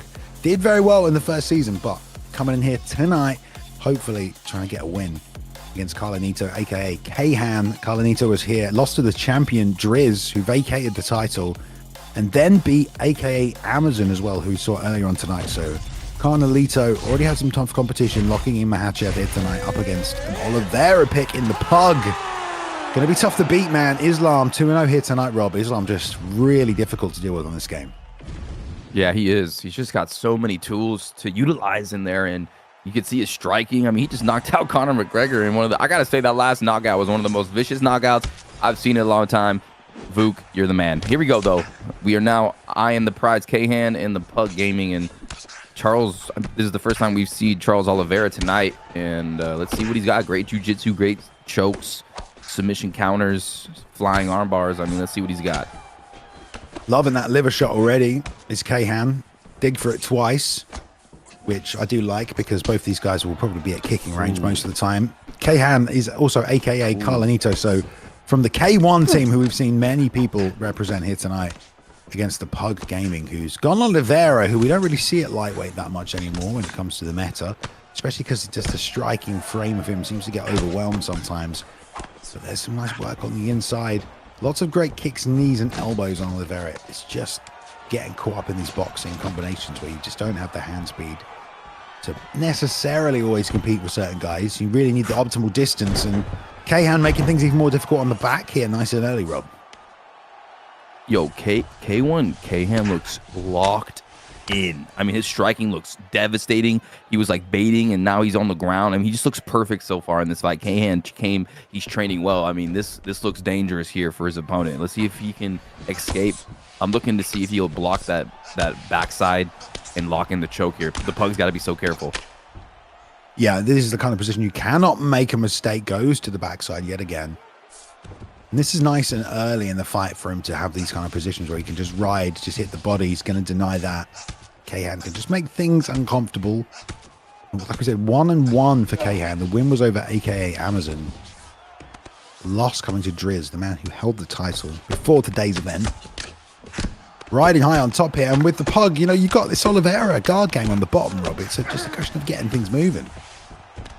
Yeah, there he goes. He starts it up, and we'll see if he throws that rubber ducky guard. There it is. This can get a little dangerous. He's gonna eat some shots here, and he's able to escape. There we go. Straight Stands back up because to of the it. feet. Then doesn't want to risk anything here. Seeking with that jab. A lot more pressure from Kahan, rolling through with the backhand there on that open side. Oh, nice job. Didn't really land super flush. That did, though. Big damage, and now going for the trip as well. I'm surprised the knees didn't come out, but really, really well timed. And I feel like those are the exact shots you've got to throw with Oliveira. You can't really usually compete just like going strike for strike, setting up your combinations. You've got to find the timing for the knees, the elbows, the big shots. Yeah, for sure. And that flying knee definitely, you know, kept Kahan off him for a little bit. But you're seeing Kahan stand right in the realm of the Pug Gaming, daring him to strike, daring him to clinch, and he's just countering him again and again. But right there, he gets taken down. Good job by Pug. Tries to upkick him, denies or defends against it. And we're going to go into round number 2. These two are fighting at a very high level. I think Bailey and Kahan is on fire. It's going to be tough for the Pug to beat him. It's going to be tough. I think so, too. I think also the picks, dude, like, Makhachev is a really dangerous pick. Can you think of someone you'd counter pick Makhachev with? Habib? I was thinking Habib, Prime Habib, Alter Ego Prime Habib. Prime RDA. You're so now. How about Dustin Poirier? I'll beat him with Dustin Poirier. Poirier could definitely get it done because you can. It's about being able to deal with the pressure. Yeah. The pressure that will come with a player like Islam who's going to want to pressure and wrestle. And for Oliveira, you can't deal with pressure very well because you need space. You need that long frame. You can definitely deal with it 100%, but it's harder because you have to time all of these extra shots because you can't just scrap when he comes close like you can with Poirier. But I do like the idea and the thinking in that. Let's see what we've got, though, from the back foot. Nice clinch attempt here, mixing things up. Keeping Kahan guessing, no doubt, is the Pug Gaming who's got this Oliveira pick on the back foot, down around after a first one, and there's another left hand that breaks through, and the lead uppercut as well that clips through the block. Oh man, the pressure is just eroding Pug right now, and you're seeing the jabs, the jab feints from Kahan, and he is all over him. Beautiful back step. I think the Pug needs to get out of there and get out of this boxing range and use those kicks maybe kickbox and go for the takedown because it's just not working. Oh, He man. can't because of the pressure, and there's the rear uppercut. Sits him down. That's going to be it. The immediate ground and pound finish whenever Islam Makhachev's in a ground pound position. It's nasty. But there we go, man. K1's Carnelito getting the win. And it was pretty efficient. It was pretty clinical. We might have to ban lightweight, Rob. I'm not going to lie. Just get rid of Islam Makhachev. He's too good. 3-0 for Makhachev tonight, and K1's Carnelito getting a nice win there tonight, moving to 2-1 this season. Clinical striking work on the feet, and then, yeah, finishing nicely on the ground. But really, really good work. With the pressure, like I said, we don't see Oliveira that much, Rob, and I like Oliveira as a pick, but it's really hard to deal with people that are pressuring you with that, man. Yeah, definitely. And watch out for K1 Carnelito, guys, because that dude is built a little different. I mean, he's going to come and he's going to put some pressure, and he's going to be matched up with another striker of his caliber. And I cannot wait to see that in some future esports fight league events. I'll be keeping my eye out for Mr. K1 Carnelito. Hell yeah. All right. Well, let's move to bantamweight. Got plenty more fights to come here tonight, Rob. Before we get to the 4-man tournament, Versestyle taking on GCM. Going to be a great matchup, this one. Cannot wait. Bantamweight. We're going to mix things up. Haven't been to bantamweight yet. Some speed coming on the screen for you right here as well. But Versestyle 1-1, GCM 1-1 as well. And yeah, on the left-hand side there, red corner for GC, Versestyle in the blue. TreeHouse was Juicy's last loss. Also beat Elite King in that debut as well. But don't forget that Versestyle is the owner of our new affiliate league that's joined us today, the Total Conflict League. And or is it Total Conflict Esports? I think it might be. But either way, wants to represent tonight, Rob, with Yarn against Yarn, a mirror match. Okay. Yarn versus Yarn. Let's get it. Let's get it, Yarn. Alien, let's get it, Yarn. I see what you did there. Thank you. Neither man is. Ooh, they don't know who's who. They got it confused. They got confused. Think they might be remaking. They do not want to mirror, perhaps. Mirror allowed, question mark. We don't usually have rules against mirror matching just because it's quite hard to enforce, right? If you say no mirror matching, it's like, well, who picks first? Well, you flip a coin. Right. Well, now we have to flip a coin before every matchup. Do you know what I mean? So we usually allow mirror unless it's a specific tournament rule set. But apparently he went the wrong pick, says Versestyle. So there we go. GCM making the wrong pick. Didn't mean to pick Yarn. Maybe got him confused with somebody else. You know, who's Yarn look like? It's getting intense in there, Bailey, and a lot of pressure on these neurological athletes. And here we go. Ooh, Sugar Sean is a nightmare. Bringing back an old reference there, Rob. With like neurological athletes. Little Robin Black, baby. Little Robin Black reference. That was a treat commentating with him that day. I mean, we've had some crazy people up in here. I remember when Dragon did the mic interview. Oh yeah. Oh my god, dude. The good old days, man. But now we're here. Let's get it. Now we're here, still going. 4-man tournament for the belt, still coming up tonight. 3 more fights, I believe, before we get into that tournament, including this one here at bantamweight. Versestyle 1-1 in the blue corner, taking on GCM 1-1 in the red corner here tonight. Love the picks. So let's see. GCM obviously got that reach advantage with O'Malley, but once that pressure comes, we'll see how he deals with it. On the inside, good head movement, banging the calf kick as well. Yeah, I think Sugar Sean O'Malley is probably like the best pick in the game, in my opinion. This is okay. Yep, this is them. JCM, let's go. And yeah, it's gonna be hard. You know, it's always a huge victory when you defeat a Sugar Sean player who has skills. Inside leg kick working for Versestyle there nicely. The leg attacks, I always think, key against a longer player. You know, if you can't compete at boxing range, you gotta get the legs involved so you can tag them. Because if they just expect the hands, they'll be able to step back almost every time. There, beautiful job. Mean. Chops and finishes to the body. Mean body kicks, bae. And on the inside with the leg kick as well. And another one. He keeps going. Now he's going to start forcing GCM to come forward and hopefully close that space. And then Versestyle maybe be able to get their hands going a little closer now because that gap's closed. I love the way he's just chopping that calf, Rob. Won't leave it alone. He's slicing it like an orange, trying to get some vitamin C out that calf. Here we go. Stiff straight one more time. Lead body kick. We've had so many quiet fights today, Rob, haven't we? What is going on? I don't We've had, know. They're like just so one fight exhilarating. with audio. This is just like you guys could show up and train and fight, but you can't send the audio on, guys. Like, just turn the bloody fight sounds on. I think the All right. audio messes with their nerves, and they need supreme I don't focus. care, bro. People, Yeah, right. people- There's people rules and watching regulations this- in the ESFL. Darn it. People are watching this at home. All right. For real. All right, here we go. Still getting on though. Banging, scrapping out. Nice checks on the outside. As both men.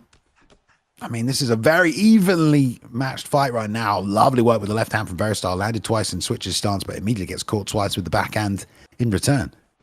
This ain't MTV Silent Library. Come on, boys. Versatile pushing forward. Versatile pushing forward.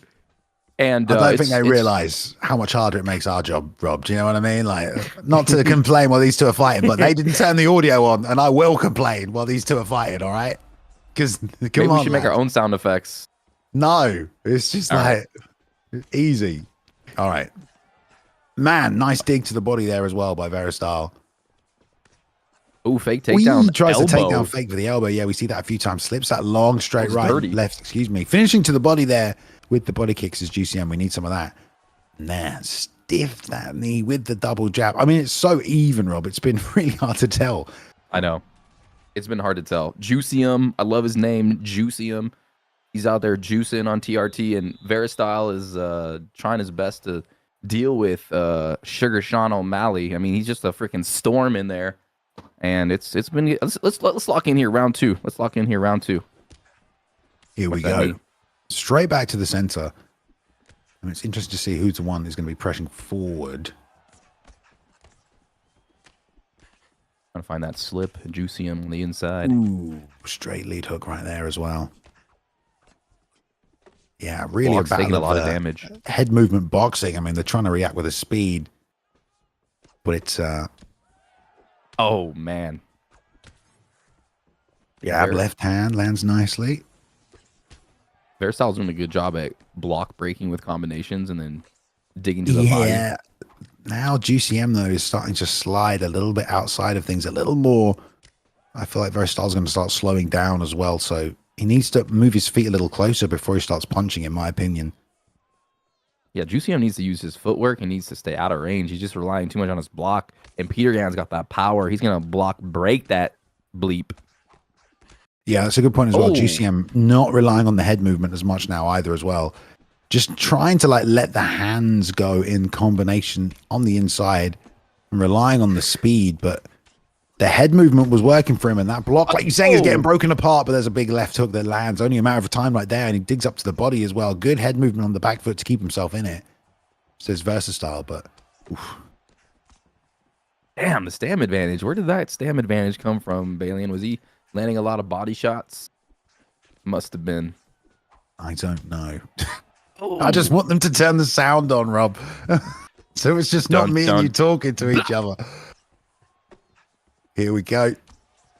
There's that long straight right that finally lands. Stiff jab there as well. Ooh. Oh, the block breaking that you talked about is happening right now. They're going toe to toe. They're going toe to toe. Versestyle starting to gas out. He's breathing heavy, and that head health is so low. And it looks like Juicium's strategy of standing his ground and relying on the block. He lands a left hook on the face, connects on the chin. He's gonna blow his job, house and this down. is good ground and pound as well. Followed it up nicely, man. Verstyle's seconds away from getting dropped right there and out of the He in contest. I mean, I'm impressed with both guys. It's been a Yup. really technical fight, so much so that they're almost canceling each other out. Of course, Versestyle representing his own combat academy here tonight. All right. You know, Yeah, if he could win Total this fight, it Conflict will League. blow up. It'll blow up his company, and it'll blow up his organization. Well, you're Fighters saying that will- while he's on his back getting beaten up, Rob. It's not the best time to say that. I've got hope for the man. He's gonna come back. You know, he's It's tough though, but it's kind of like what we said at the start of that second round, where There it is. beautiful slip, definitely needed that to take some of the pressure off. And can He's just sit slippery. on top maybe and try and recover before the end of a round. He's passing straight away. Okay, Ooh. nice. Gets into side Dominant saddle. A few position. more shots. It'll break through the block as well. whoa! They just morphed. The mighty morphing Power Rangers. We got the Pink Ranger. We out here. All right, here we go. Round 3. Balian. Who winning this one, Big Bay? I mean, the stamina difference is massive at this point. We said it at the start of the second round, you know, Versestyle has to overcome that space. And it felt like GCM was doing a really good job just sliding. And exactly what he's doing right there. Touch, jab, pull back, wait for his counters. A lot of it was getting block broken because he had the hands up. But it was draining the stamina. Nice work to finish with the elbow. And Versestyle has to stay close. He ducked. Yeah, he does. That's nice. It's so hard against Sean O'Malley, though. I mean, he really is fantastic in terms of a pick. Oh, yeah. And that head movement has to be on point. Just touching this now. He's abandoned the leg kicks, which were helping chop and break up the rhythm as well. But of course, it's become a bit of a slugfest now. Dude, if Versestyle could just land an uppercut when he ducks, he will go out. GCM is donezo. His block's over. It's game over unless he could get out of there and move and hit him with a combo. Like a ducking counter or something. He has to, yeah, they both have to slip. The blocks are so low. It's only going to take 1 or 2 shots as well on the counter to make it happen. There's a nice 1-2. Oh, nice overhand. Oh, he's just launching the bombs, isn't he? All you can eat Peter Yan right hooks, baby. Oh, Juicy is getting cracked right here in the 3rd round. No more block left. He's turned into a punching bag. And what did I say? He's down. Does not want to follow him down. Wants to keep it on the feet. Oh, and he's got tagged. Oh, Sniped no. him. Just a body as well. This is not 1-2. good. He had his chance. If that head kick comes out, it's taking him off. Both men trying to hit the ball counters. They're staying so close to each other. Couple of gunslingers in there. Oh, man. Who's going to win? Well, there's only a minute 40 left. Oh, he tags him on the way in with a straight left. And he's going to get top position. Look at the blood on the floor. Balian is a bloody exchange. Pixelated. There's so much blood. It's like going down in texture resolution. It's got to like render down. Holy moly. Stuffs. Nice job stopping the backside, but there's really not much time left in this one. It's getting scary. Versestyle needs to get out of there, but he's getting denied. Oh, he gets denied again. 1 minute left. O'Malley cruising. God. Stamina really played into this late game. If Versestyle gets back to the feet even, he's going to be in a bad way because he won't have the stamina to compete. Oh, he couldn't deny the takedown. Ragdolled by Sugar Sean. Oh, this could be it right here. Versestyle's going to win right here. Oh, lead uppercut to the body. 10 seconds left. Head kick. Oh, he's just bobbing. Oh, my. Great fight there towards the end as well. Really got into it. Good scrap. And yeah, GCM and Versestyle, man. We want that win, you know, for Versestyle so we can represent the Total Conflict League, but he's not going to get it done there tonight. GCM gets a W. And we'll move to 2-1. Look at that. 2-1. It's not every day you see a commissioner like Z Hunter, aka Versestyle, of his organization come in and be able to compete with the competitors of the Esports Fight League. I mean, that's a pretty talented guy, divvying up his focuses there, running a league and fighting. So you got to give him props. But yes, Juicy M coming in and representing. And like I said, Sugar Sean O'Malley is a very tough pick to beat, ladies and gentlemen. So watch out for Sugar Sean. Yeah, it's one of those tonight. You know, I feel like a lot of people, not that they're losing in the picking stage, but it does feel a bit like, you know, that like the picks have really been determining some of these wins more than the fights themselves because the fights have been so even. We do have two fights before we get to the tournament. Before we do this fight, have these boys turned their audio up? Because if we start it and they haven't, then we should just skip them, okay? Because no one wants to sit through another 10 minutes of silence. It's not going to happen, all right? Seriously. We are the Nas. All right. We should be good, guys. Right, the predictions are up for the next fight. It is going to be Linus taking on Maxi.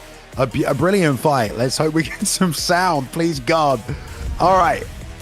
Let's go to it. We're ready? All right. Welterweight. Let's have it. So Linus right now, or Linus, is 2-1 so far this season. Nice win over K1 Jody. Nice win over Joe Goldberg, but did lose to Fortify. That was at ESFL 178 the last time out. So on a 1 fight losing streak. Before that, taking off Opposite there, Maxi locking in Usman against him. Just 1-0 coming in as a last-second replacement, so it's so quiet. I can already hear it's really quiet.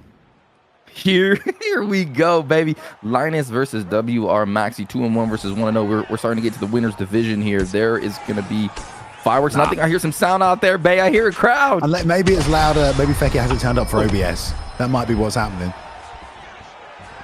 And Linus gets connected on earlier by Maxi. Usman slipping and ripping. I guess they're just taking the piss now because this is like marginally loud. I can't. Oh, okay, we're good. Okay, we're good. The booth says we're good. Let's continue here. Nice work to the body. And a lead hook there as well. Oh, I got you. I do have it. I do actually have my stream down a little bit. That is me a little bit. We're good. Oh, shut up now. Man, the stam advantage here just already playing a factor early, but you know the damage has been done by Usman in round number 1 here. Maxi on point, but watch out for the teeps from Mr. Linus. Yeah, gives it back there. Nice return. These stance switches and stuff like that, you know, even if you feel like you're not as effective, underestimate the different look it will give someone at this level in terms of breaking a rhythm early. There's a nice rear teep. Finding a lane for that rear uppercut. And especially against Leon, you know, if you can play southpaw, you can jab. And out jabbing Leon isn't something that happens very often. So a lot of players aren't necessarily used to that. And now chucking combinations is Maxi with that solid pressure from Usman. Yeah, Maxi's just able to land these big shots from Usman, sneak in a punch at the end of a 3 combo. And ooh, the teeps, though. The teeps from Linus. Nice. I like that as well. It's a good place kick. Like we said, don't always see that just fired off that body kick. That was nice. That uppercut hurt something there.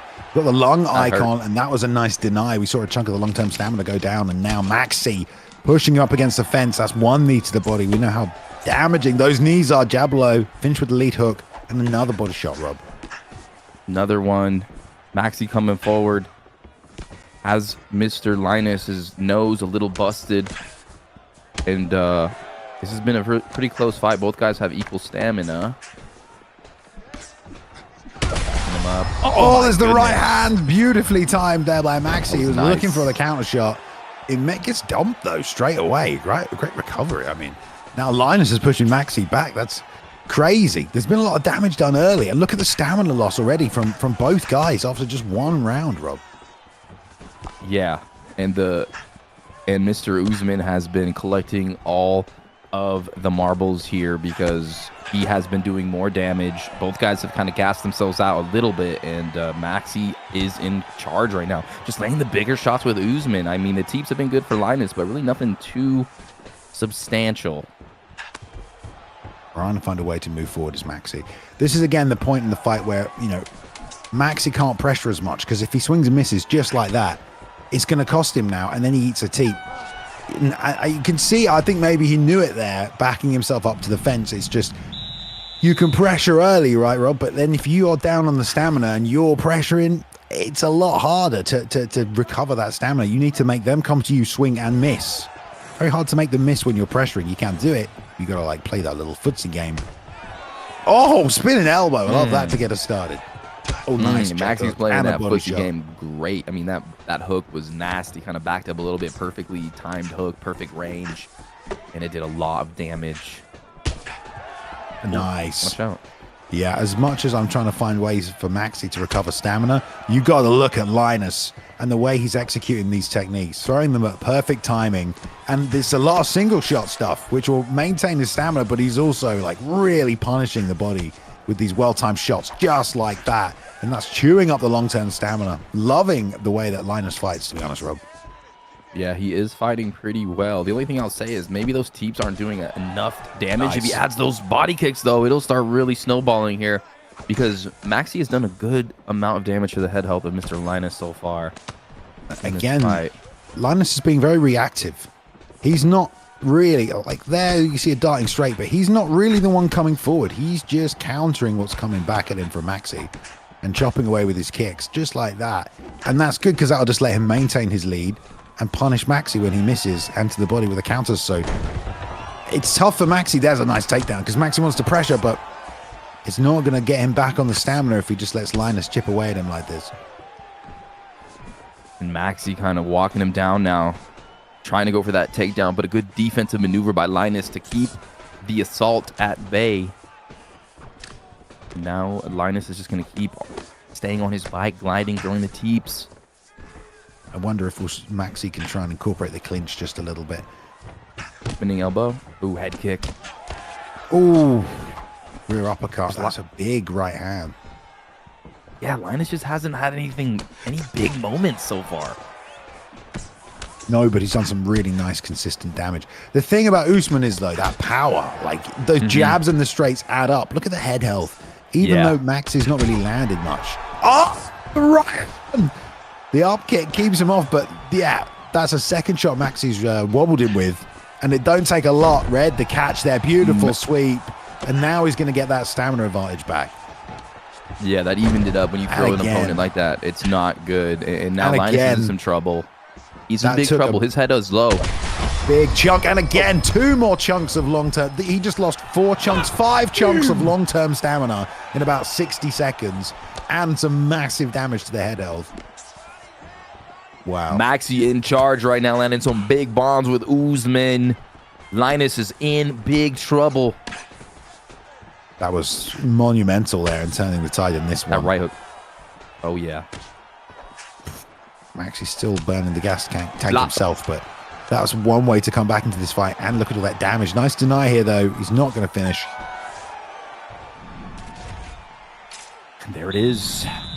I think Maxi is up 2-0 right now, Bailey, and I think he was winning the whole time against Linus. I know you like those deep kicks, though. I love those tip kicks. I love the way he was finishing to the body. I love the single shot body selections that he was throwing out there as well. I will say, though, Maxi, man, what a way to adjust, find a way back into the fight with pressure and the right sort of counter shots. And it's difficult because he cannot compete with this kicking game, and he cannot really pressure because he doesn't have the stamina. So he's got to avoid the kicks on the outside and still counter, but only use his boxing. It's going to be tough, but he was doing it towards the end of that round. And now pulls out of range and gets punished to the body and with a knee. See, if he could have finished with a kick there, maybe it would a little different, but Usman just doesn't have that in his game. Yeah, Mr. Linus has to pull a rabbit out of his hat. He's got to be a magician in here. Look at the head health, though. I mean, that was a nice shot, but he's got to do more. He's got to do something crazy.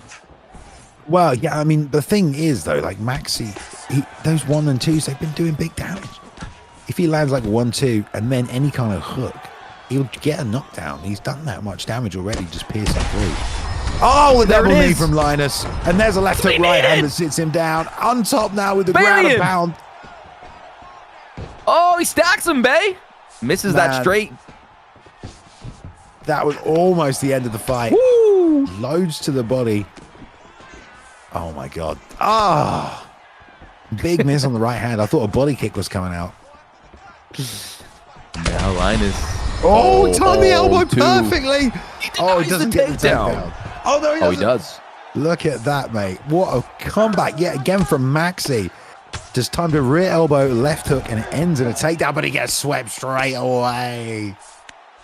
Phenomenal job by Linus on top. Now 2 minutes and 25 seconds left. He can do something. Gets the denial. What is he going to do with it? He's going to posture up and sneak into side control. Oof. Ooh. A couple sharp elbows. Push him off and then we go back to the feet. Ooh, tries to jump on and get a little bit more ground and pound. I like it from Linus to take top position. Why not? There's only like 2 minutes left in the fight. Maxi doesn't want to get up. I wonder if that's because the stamina is just so low, Rob. Oh, my God. He just ate 3 straights. 3 down the pipe. And now he's going to let him up. 1 minute 32. Mr. Linus, I think, needs a finish here, ladies and gentlemen. If he wants to win, we'll see how he maneuvers this. But Maxi, anytime he lands a shot, like Bailey said, I think Leon's getting rocked. Like that right there. I can't believe he rocked him again with the takedown fake there. That was beautiful. One big right hand. Linus has got to be sweating now, knowing that like the power from Usman could change the fight if he lands once again. We want that 1-2 head kick. There it is. Close though. Almost shinned him. And Maxi waiting for his perfect counter yet again. Maxi kind of just plotting, kind of knows he is in the lead, I think, and he knows Mr. Linus is just going to try to knock him out, trying to just dodge beautifully. But man, Linus is really putting on the gas here. Oof. Elbow left hook miss there as well. I like that they're just throwing whatever's left in the tank. Oh, big scrap for the finish there. Oh, tagged him off the back foot. Great scrap there. Super close fight, man. I have no idea who took that one home. That was as close as it gets sometimes. I don't know. Maxi, 100%. Maxi. Wow, dude. And it looked like Maxi was going to get taken out at one point. They gave him both the first round. So, yeah, in that third round when Maxi was lying on his back and we talked about him not wanting to get up, he was right to bet on himself there and believe he was up on the scorecard. So, better job than us at keeping track. Look how even it was. There were 3 significant strikes in it. Only 5 difference in the significant strikes that they threw. Very, very close fight. Yeah, for sure. Maxi, 5 stuns, 2 knockdowns. I feel like in the first couple rounds, he was really doing a good job landing the bigger shots. It was Linus doing a good job fighting technically, not getting overwhelmed, throwing the teeps. He just never really had a big moment until that third round, as the judges saw as well, and they gave him the freaking decision. And there you go, Maxi with the victory, now 2-0 as a last-second replacement. So he's on his way, ladies and gentlemen, and Bailey. And we got an exciting fight coming up. I am geeking for this one. I don't know what that word means, but it sounds like a positive. I am excited for this one, Bailey. I'm so excited. I'm excited too because we got the return of the legend Ed Parker. First time fighting here in season 2. He was 2-3 last season, but he fought some very tough competition coming in tonight to take on the 3-0 undefeated SB Fortify, Rob. Great matchup. We're going to see if Parker's still got it. We're going to see where Fortify sits amongst the elite level at the ESFL. This is his first season, Fortify, aka Vader in the blue corner there. You'll see him. Ed Parker in the red corner. We're going to middleweight, so maybe Adesanya will be what we got. We got just under 200 ping. Look at this, 160 ping, so it's not great, but it could be. Oh, it just jumped to 250. This might be a little difficult for both men here. Definitely. And guys, if you don't know who Ed Parker is, this man is a freaking legend in the esports fight league, coming off, dusting off the controller, coming back to his homeland, which is the ESFL, to reign again. And this guy excels on his movement. He fights so uniquely, and he's able to really devastate his opponents with unorthodox body attacks. And he is called the quicksand for a reason, because he depletes his opponent's stamina in an interesting way, and he's fantastic to watch. So Fortify 3-0, he has a big challenge in front of him, but Ed Parker is a legend, so he's coming back into the fold, which is an exciting thing to witness here as they make their final selections. Michael in the chat saying everyone better know who Ed Parker is. Everybody, hey, you never know. It. You never know. Goat War saying Ed the Goat Parker, the best player in the world. Well, here we go. I mean, this is a narrative here tonight. We will see what Ed Parker's got. And Vader, man, tough fight. Vader said he was screwed over not being put in this 4-man tournament that's coming up after this. So he's got a chance to prove that tonight by going head-to-head with Ed Parker, one of the legends of the game. Gets a big name instead, gets a money fight. Ed Parker in the red corner with Adesanya. Vader, a.k.a. Fortify, 3-0, undefeated so far this season, with the Pereira pick in the blue corner. So Vader coming into this fight emotional. He's very upset not getting that title shot, but if he can beat Ed Parker here, I think he will earn that title shot here, folks, and Bailey. I think he's got it. But Ed Parker coming out aggressively early in this round. Yeah, difficult ping for these guys, so they will have to make some adjustments early.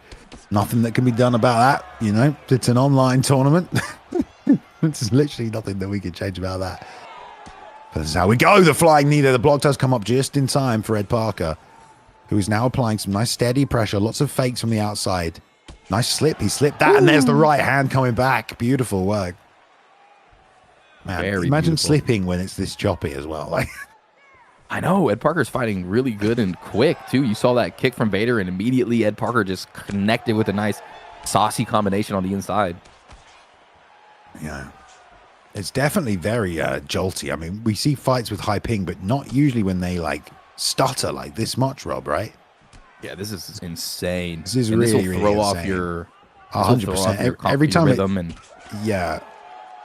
Every time it stutters, you have to kind of reset. But this is the fight that these men have taken seems to be clearing up just a little bit now. You can see when they take breaks to just try and feel the rhythm. Lovely lead leg fake into the straight right. So good and smooth by Ed Parker there.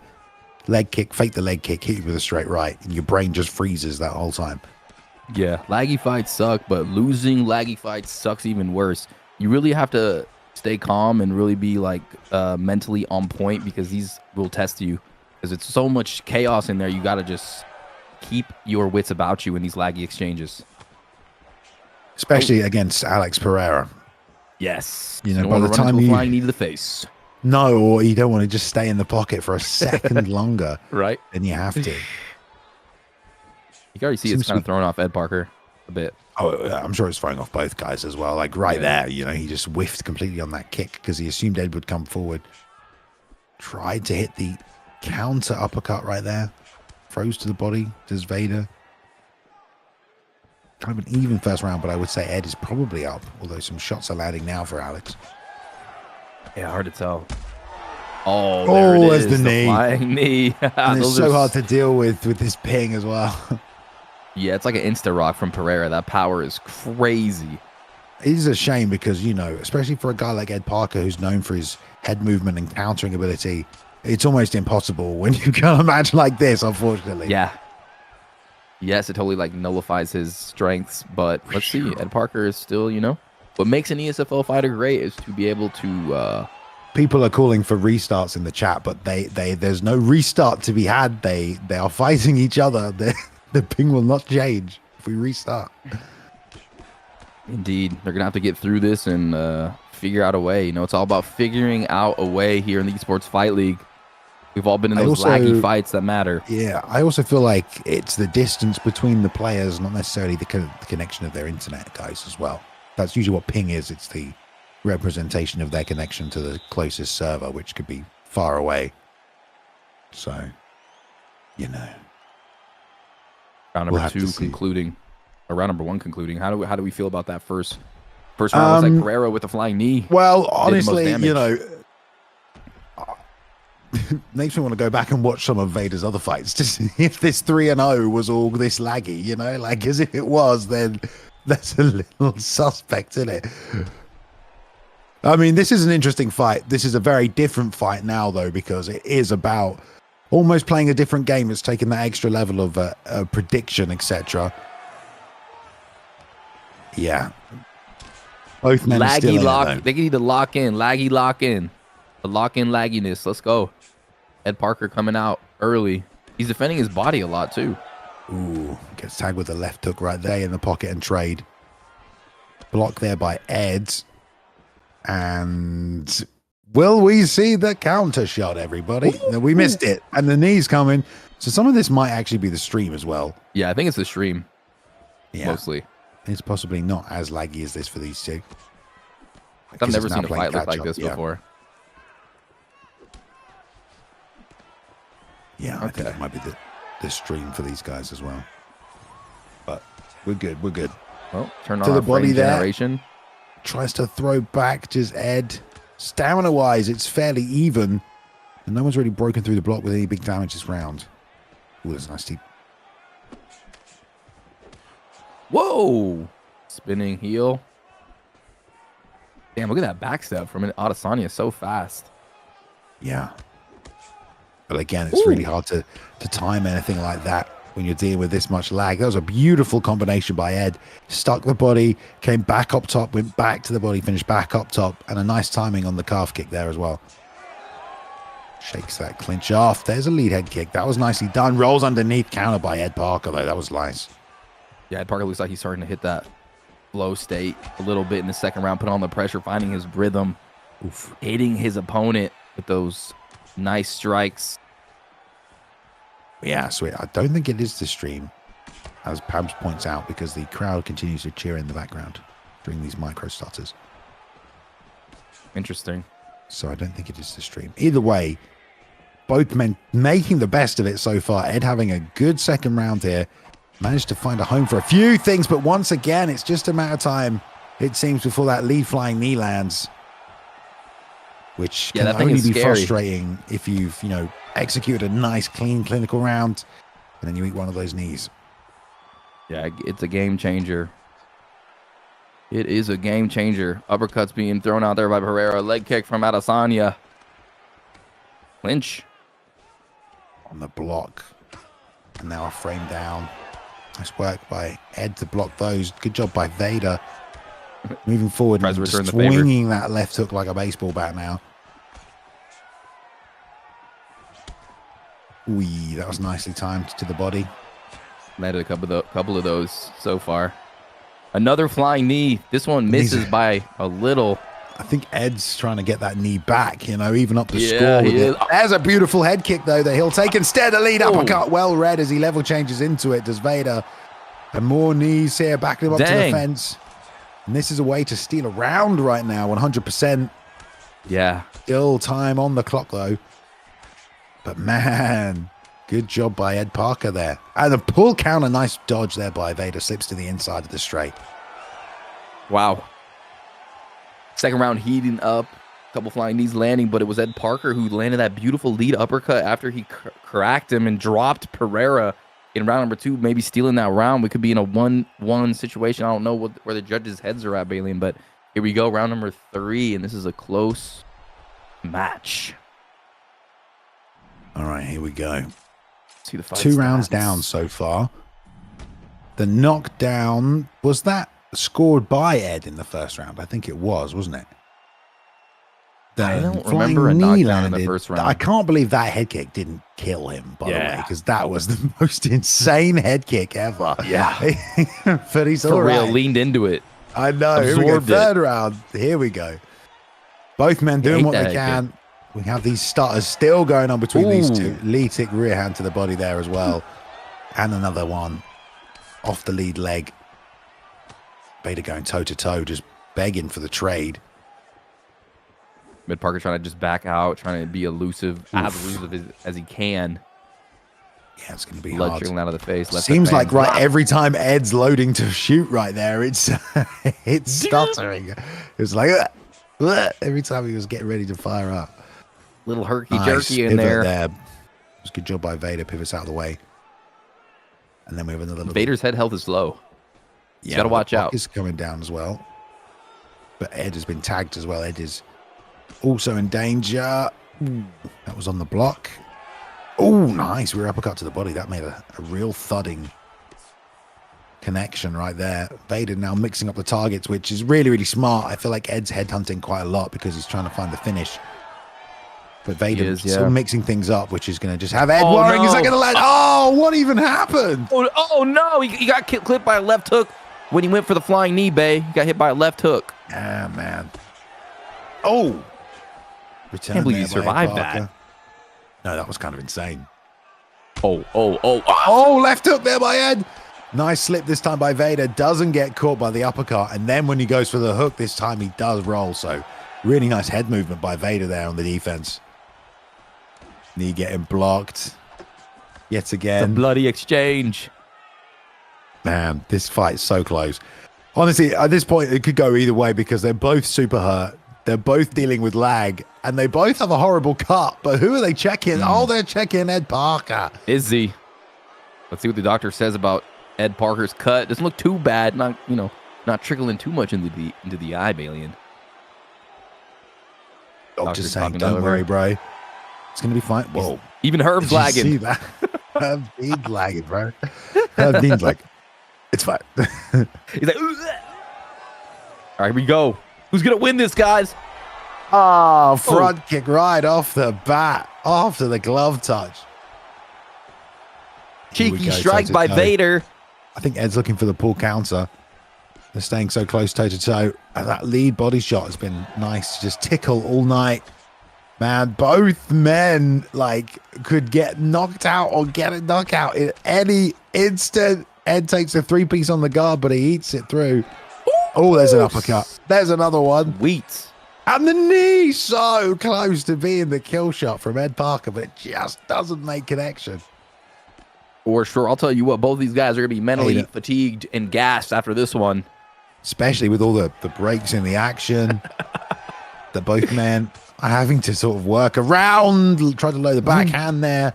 Nice job by Vader to pull the lead elbow as well. One. I think they're starting to find their flow. It's gonna be a bit late for that now. I think 40 seconds left. One mistake, and the fight can end. Lead hook there is Ed through the kick, and he just loads it up like a crazy person. No. There's the right hand with 30 seconds left. Ed Parker gets dropped. Bad. And Vader vicious now body knees. Gonna load these knees to the body. Oh. He's not stuck in that position where you can't get out, can you? I hate when that happens sometimes. Oh man. Ed's still throwing the knee, looking for the Hail Mary. Counters, and it's going to go the distance. Wow. Holy moly, what a fight. That was an insane fight, but both men obviously dealing with a ton of lag. So who the hell knows how it's going to go, what's going to happen. Ed lost, bro. Ed lost. There we go. Vader takes the W in a very, I mean, that match was insanely laggy, dude. That wasn't even just like, here's delay. This was your pausing every 10 seconds. I mean, I don't blame either man, really. No. If you had to fight like that 10 times, number one, you probably shoot your Xbox, right? Yeah, you're throwing the Xbox out the window. And the shame is, it's like Ed Parker, like you said at the beginning, relies on his reactions, his reads and everything. So he's just like, I mean, that's just kind of like who gets the most lucky, in my opinion. But anyways, a beautiful win and flying knees for the dub. I believe we're going to no contest the predictions there for anyone who put their coins down. Yeah, predictions have been refunded for anyone who put predictions down on that one, because that was a strange fight. The officials will review that and decide what will become of that one. So don't worry, guys. All right, we have a procedure. We're a professional esports league. Okay, there are people. We have a Q&A department. All right, we do. Somewhere people will take care of it. Right. But I've run out of breath here for a second. Okay, it's time, guys. All right, for our tournament. Rob, are you ready? The title has been left vacant. The champion had to step away, was not able to defend. The belt has gone up in the air, and we have 4 men left ready to battle it out tonight. It's Pride. It's 2003. It's the greatest night in mixed martial arts history, Rob. Okay? It's the ESFL 4-man 179 tournament. Damn right. I can't wait. There we go.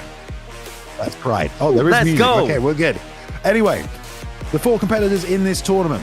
Number 1, SuaveJamie, AKA MG, RomeroXVII, and K1's BXM, or K1 Bum.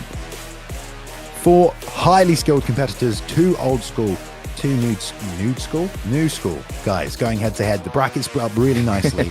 Let's talk about the competitors individually as we get to the fights, because these guys have been waiting, primed. Their adrenaline reserves have been, teetering like this. Let's get these guys in a match. So let's go to the first matchup in this bracket, which will be the semi-finals. SuaveJamie taking on AKA MG. Lightweight to start things first. Red corner for SuaveJamie. SuaveJamie 0-0, has not played at all this season. Was the second place in the ESFL Live, so he came second in our first LAN event, and has earned over $1,000 in prize money, loads of stuff. And on the other side, AKA MG, Driz no-showed this title fight. So, he's here. He has to compete in this tournament now.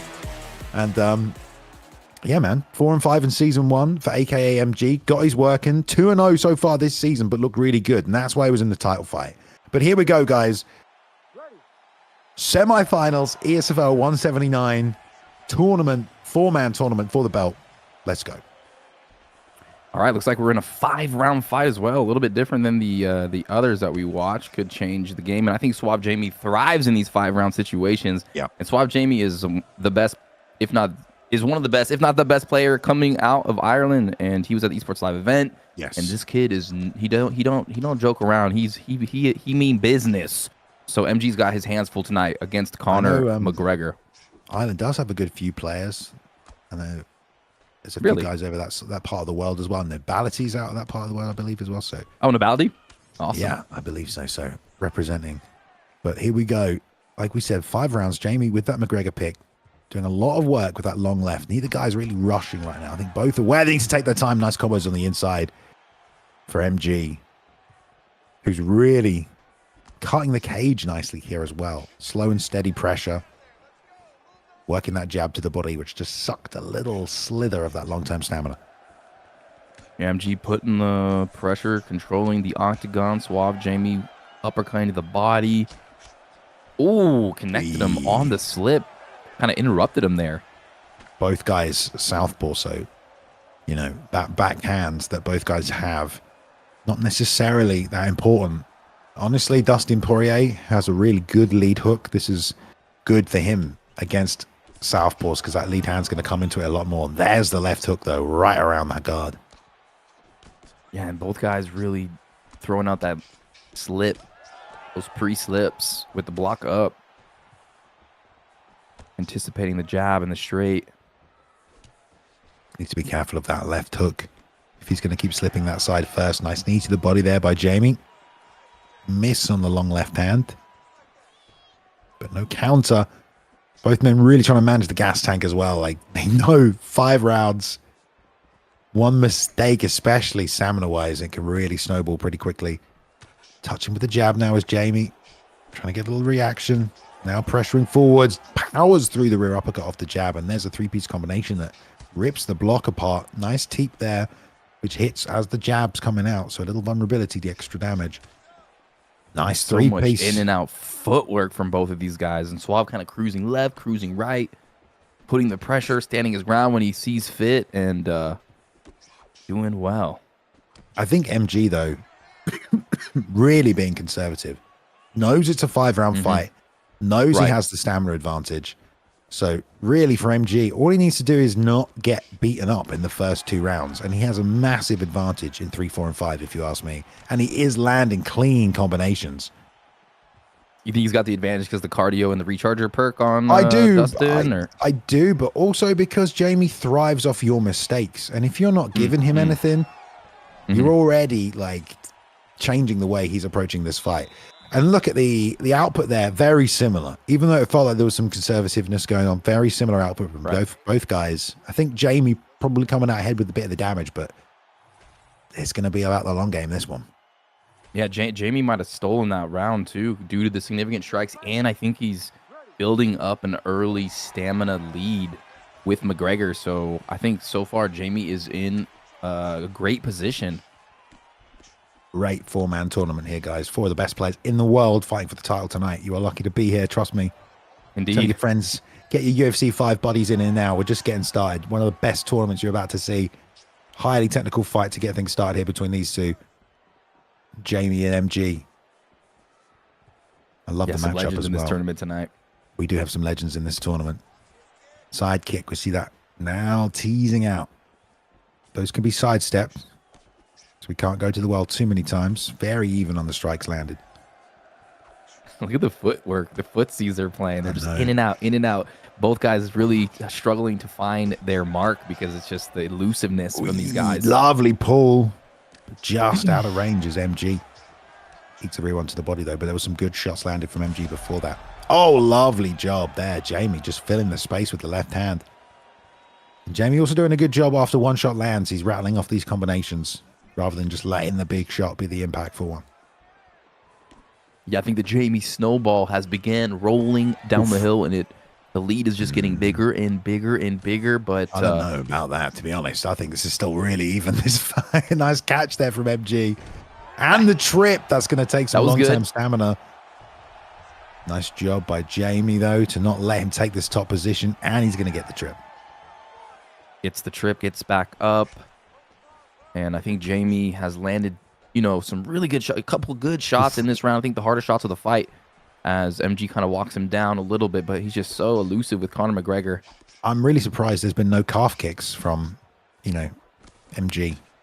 Dustin's got a great calf kick. You can smash that leg up. Jamie, though, he's usually very good at draining that stamina. And right now we're seeing MG's tank start to just dwindle a little bit. I know it felt like MG was playing that first round conservatively, although the numbers were pretty similar. But if the stamina starts to creep one way, it does tend to be a little hard to swing it back. You need big counter shots.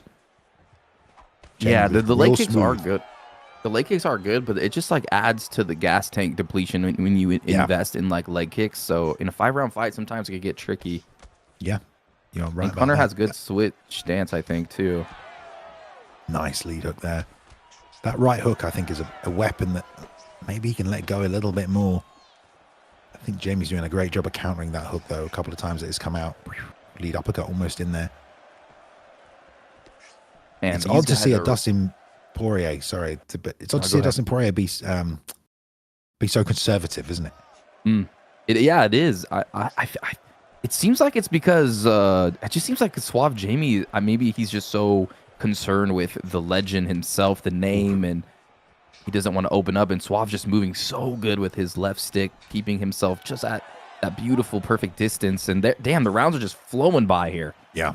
Look at this. Look at the significant shots too, babe. 3 of 21 significant shots landed, man. And that, I mean, dude, 3 of 21. That is SuaveJamie sliding beautifully out of range time and time again. Yeah, we talk about the activity. Honestly, I'm not trying to criticize the activity. I think MG's playing this how he feels like he should, and that's to be this conservative, because if he threw any more, he'd probably be getting countered a lot more, you know? So I think he's doing the right thing, taking his time, as Jamie just touches that block and slides out. I think it's real tough because if MG goes first, Jamie moves out the way. But if he goes second, Jamie hits him and gets out the way before he can return. So right now, MG's kind of getting caught in a crossroads where he doesn't know whether to go first or second, it feels like now. Yeah, and it kind of feels like MG's kind of playing the technical game with Suave, and I feel like Suave's one of the best at that. So he's just, I mean, not that MG's not amazing, it's just he's playing someone maybe a little bit better at him in these technical exchanges. So I'd like to see him come forward and maybe put on the pressure and just unload and maybe take a little bit more of a risky approach. But hey, these guys are so good. You know they got the game plans, and we'll see what MG decides to do in round 3. He needs this round, though. It's 2-0.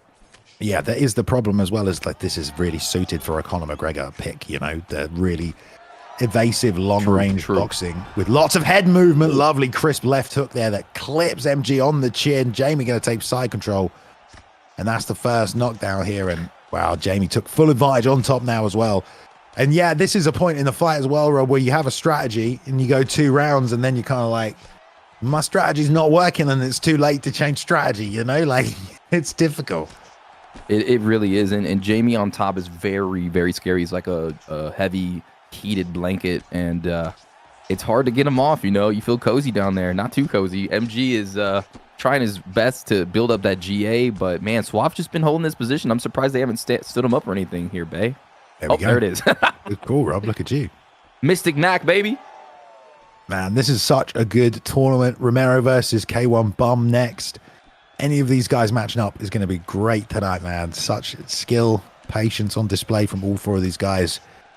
MG on this back foot over the halfway point in this fight. Jamie up with the stamina and with a knockdown, so definitely up on the scorecards. What you're doing if you're MG here, Rob? If I'm MG, I'm going to try to stay in the pocket, and I'm going to try my best to slip, pull, and really devastate and kind of change the trajectory of the fight. Because right now it's just SuaveJamie in cruise control, dicing up MG. It's getting worse and worse. I know, but MG has done damage. MG could bring himself back into this fight. He definitely could. Like, this is not over by any stretch. Jamie's done very well, but he's done some head health damage. If MG can counter, he can swing this back. Meanwhile, Jamie just picking at the outside with the jab. Touch. What are you going to react with? What am I going to counter with? There's a slip there for the straight. Another pump of the jab. Like, if you just watch SuaveJamie, he's just sliding, touching, waiting for the moment where he feels like, oh, okay, I can crack with the counter shot, or I can fill the space with my backhand right here. Lead hook. MG already looking for that pull counter, but there's nothing there. Man, look at the footwork. Oh, lovely slip. Lead hook lands, though. Oh, that was nice. Man, I'm so impressed with SuaveJamie's ability to just slide out of the way without even using a block or head move. Just moves with Conor McGregor's footwork, use that left stick.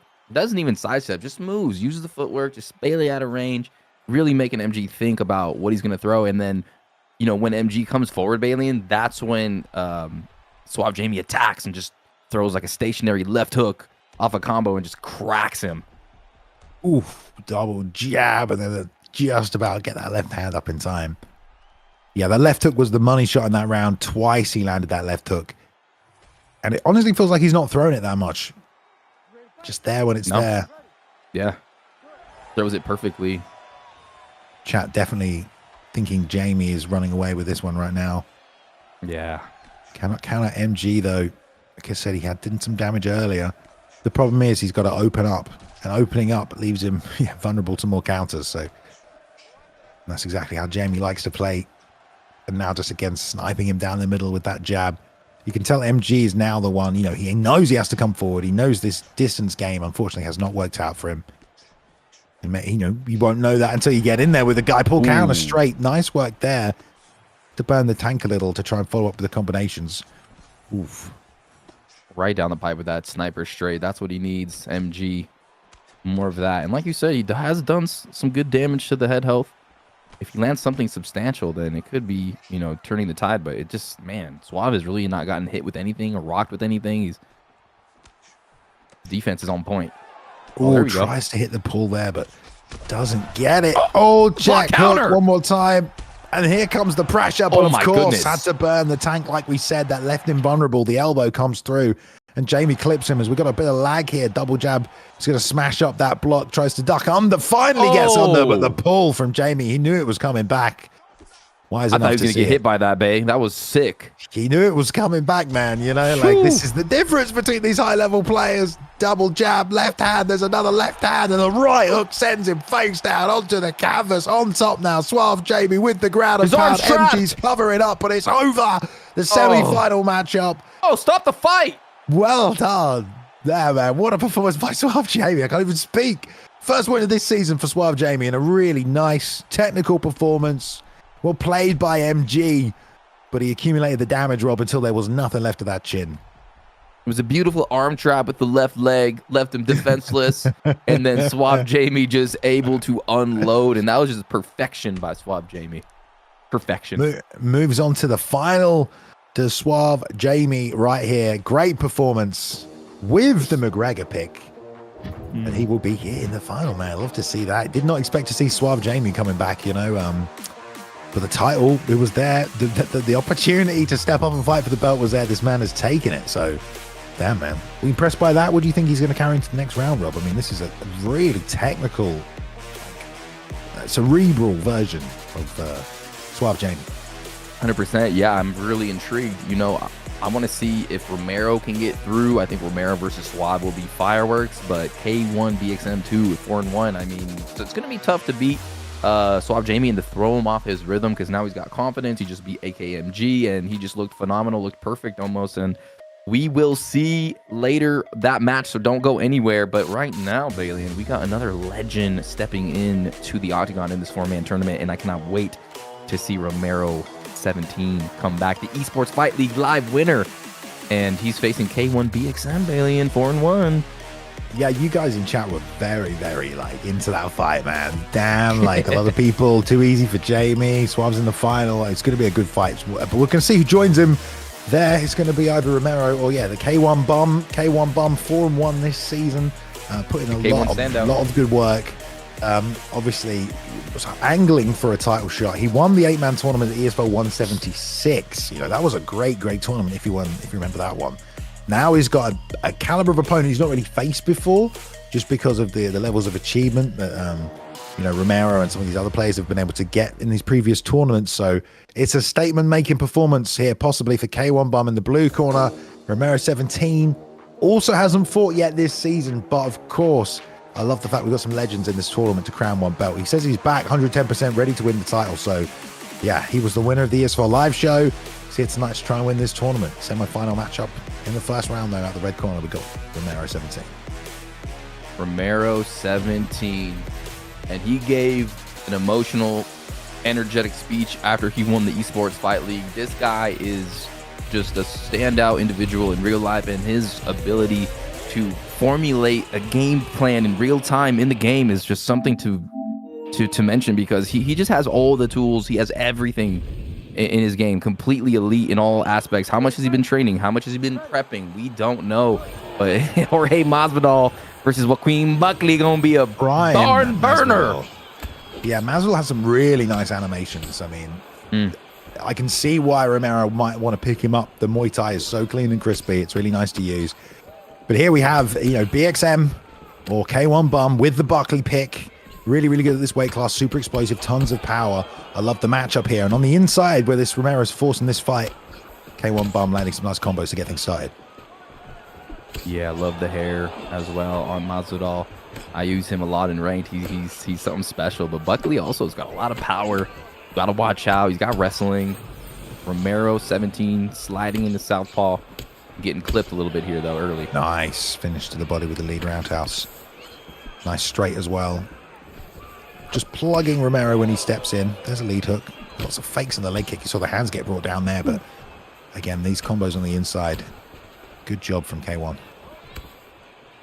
Nice little body jab, switches stance. Man, I like that. That switch stance is to kind of lead him into that rear hand. Beautiful. Yeah. From Romero. Dropping back and switching stances is, yeah, a lovely little tactic. Especially if you're Muay Thai, you drop back and then you fire off that back leg. See if he's going to commit to that. Nice job with the straight lead uppercut on the inside. Playing a little, touch bar right there.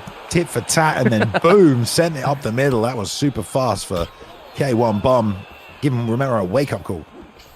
A big wake-up call. That's stamina advantage in round one, and that's an uppercut. Why is this fight not 5 rounds, but the last one was 5 rounds? I think they weren't supposed to be 5 rounds, but okay. Yeah. Sounds good. Well, here we go. It's fine. It's happened now anyway. Sounds good. This ain't going to get to a 4th round, right? Who cares? Great start for K1 Bum. Romero going to have to be aware of that straight lead uppercut on the inside. It's a really devastating combination. I think you guys say shout out to Prioxis for like UFC 3 for that one. That was I remember he started patenting the straight lead uppercut on everybody, but it's devastating. Still has been.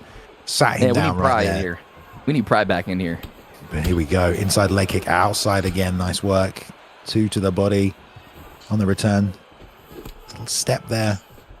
These lead leg kicks on the inside starting to get checked a little bit now as well, and it does leave you vulnerable to that backhand when Romero commits to that lead leg. So I think K1 Bum is going to be trying to put that straight down the middle when it comes out. Not a lot of counter fighting from Romero. He's looking to make him miss and pay, but there's not like slip fighting. You know what I mean? Not a lot of rolling through and chucking from Romero. He's trying to stick right down the middle. Yeah, he's just kind of switching his stances, and I'm pretty sure I've noticed him sidestep downwards a little bit to try to make a combo happen. But yeah, it looks like he's just kind of downloading BXM, seeing what he wants to do, and then maybe in round 2 and 3 he'll start picking up his offense.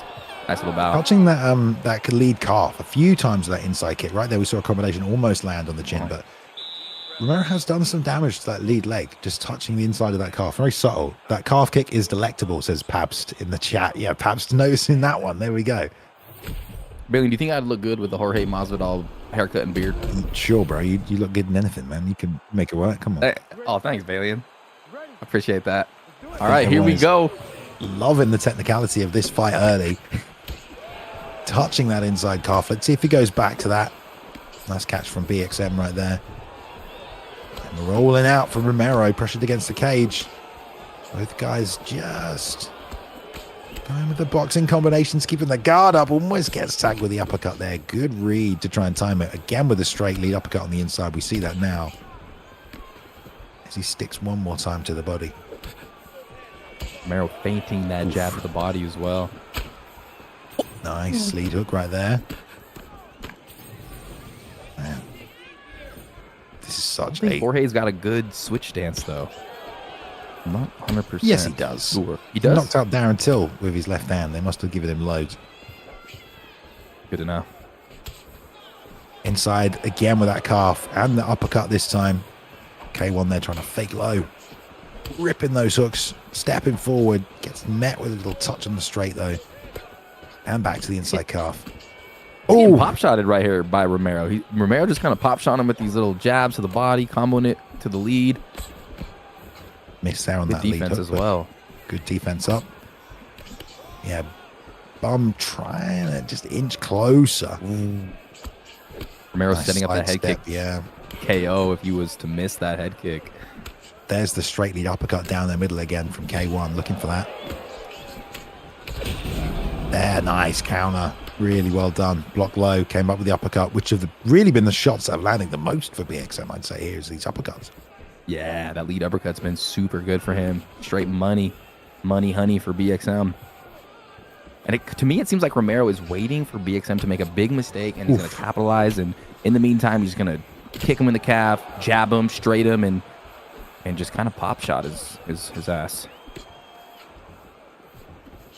Man, look at them just sliding around. at So distance. technical, man. It's because they know one mistake, the punishment Right. window will be massive. That calf kick's still coming out from Romero, but K1 switched stance now as well, and he is trying to put that backhand down the middle whenever that calf kick comes out. It's getting a little more dangerous. Oi, right there. I wonder if Romero's going to slip one of these uppercuts and just devastate BXM here. Nice. Nice combo to the Triple body. body shot. Nice lead head kick, though. It's a great fight. Stance switch there as well, so... Oi. Trying to give it back. You can't underestimate the power Masvidal has as well if he does connect on you right there. Oh, nice body kick there. Romero had to stop that combination. So much stutter stepping from Romero. In and out, standing his ground. The fakes are so important as well. I mean, right. Again, like it's a question of, do you want to see what we saw in the first fight where you're coming forward and initiating offense, when you can fake and then have them come forward? And then you can do whatever you want then. That you know exactly when they're coming forward, they've already committed. You can step out of the way. You can slip. Maybe you can block and counter. Maybe you can intercept. So fakes are just like, it's just a whole nother element of the game. It's no longer you go, I go. It's I'm going to make you go. You know, Oh, yeah. You got to start getting your face going. And Romero's doing a very good job with them to break up the timing of when he's attacking and to set up those counter shots. But Mental K1 also Olympics using in those there. fakes as well. Over the top, BXM lands, and yeah, just so dang technical. It's exciting though. They're landing. They're both guys. You're seeing Romero kind of sidestepping. I saw him doing that in the first round. Like that from Romero. Nice ball counter, man, rear those uppercut body to the shots for body. BXM. Sunk that deep, did BXM. That's a huge shot this stage in the game. Especially because you think about how often these counter shots are coming off. You know, it's significant damage. Nice overhand though, powered over the top, covered the extra distance to Romero. And Romero has to worry about that uppercut, so he might not know, like, he can't risk blocking low, and that animation looks a little bit similar to the body, to the head. Those uppercuts and those hooks. I'm liking that lead head kick that Romero's throwing out there a few times. Yeah, landed once earlier. It's a nice way to counter this orthodox approach now that we see from Bum, probably because of all those calf kicks on the lead right leg. It just leaves that little lane for that lead head kick to just fire up there. Another beautiful body shot by Buckley. BXM's been having so much success comboing those bodies and throwing that uppercut. And we're still just as technical. 2 minute 30 left in this third and final round between these two. One of these men will face SuaveJamie in the final to crown a new ESFL champion. Oh, nice shots.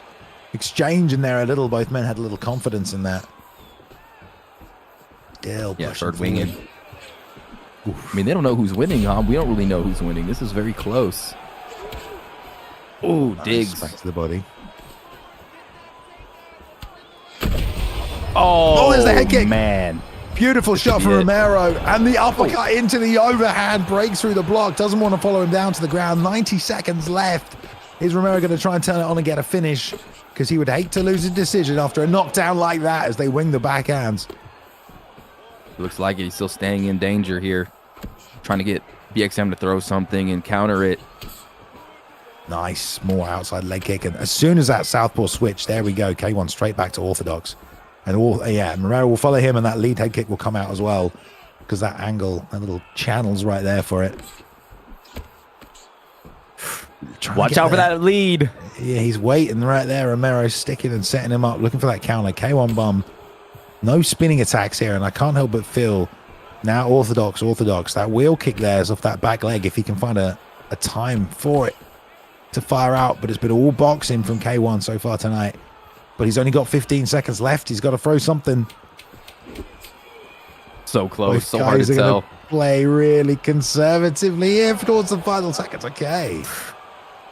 This one's a nail biter. I don't know. BXM might have won. We'll see. Romero definitely did great work in round number 3. So close. Definitely have the bigger moments, I think, Romero. But dang, you never know. Great body work from BXM, and he did land that uppercut early in round number 1 and knocked down Romero Balian. So it could be very tight here. Okay, here we go. Which man's going to the final? The 4-1 BXM or Romero? Split decision.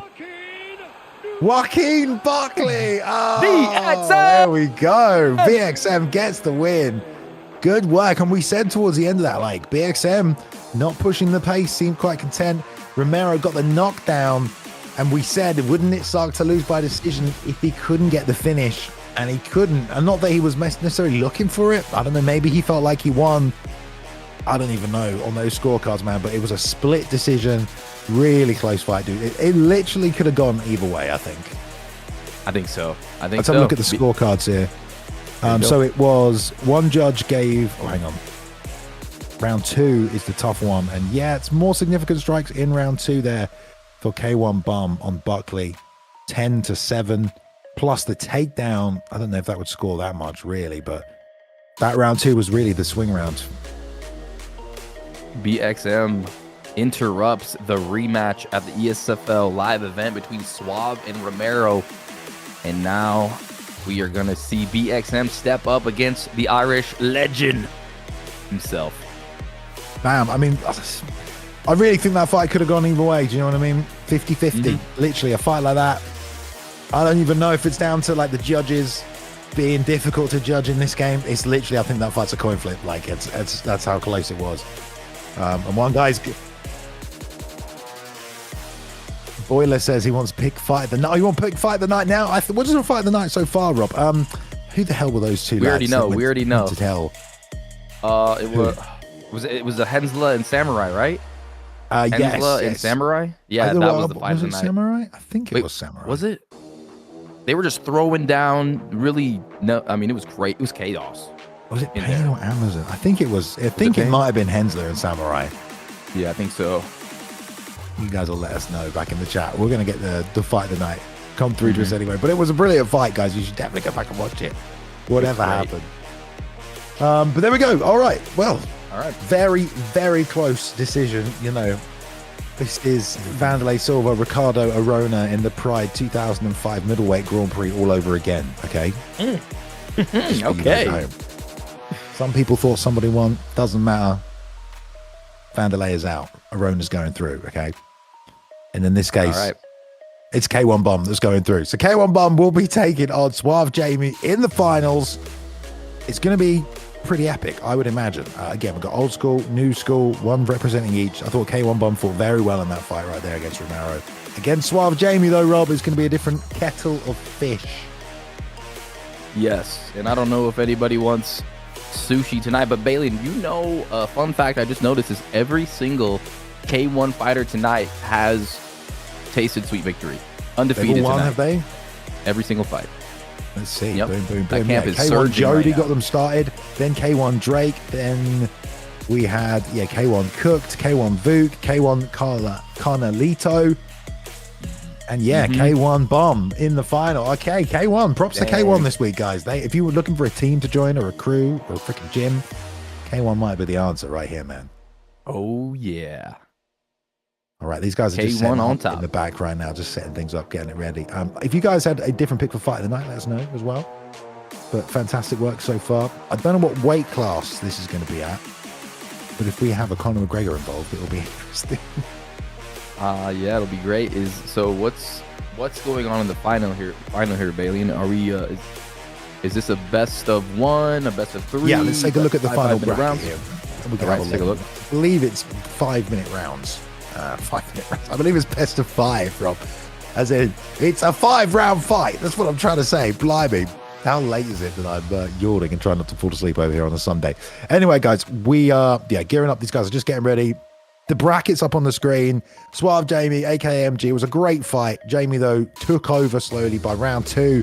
The Conor McGregor pick, it was in full effect. And Jamie comes out on top, taking out AKA MG. I think in the third round was the end of that fight. And then here, Romero, K1 Bum, you just saw it, incredibly close, goes to the judges' scorecards, split decision. They give it to K1 Bum. So our finals coming up right now. We almost had a repeat of the Vegas live finals there with Jamie and Romero, but it's not happening.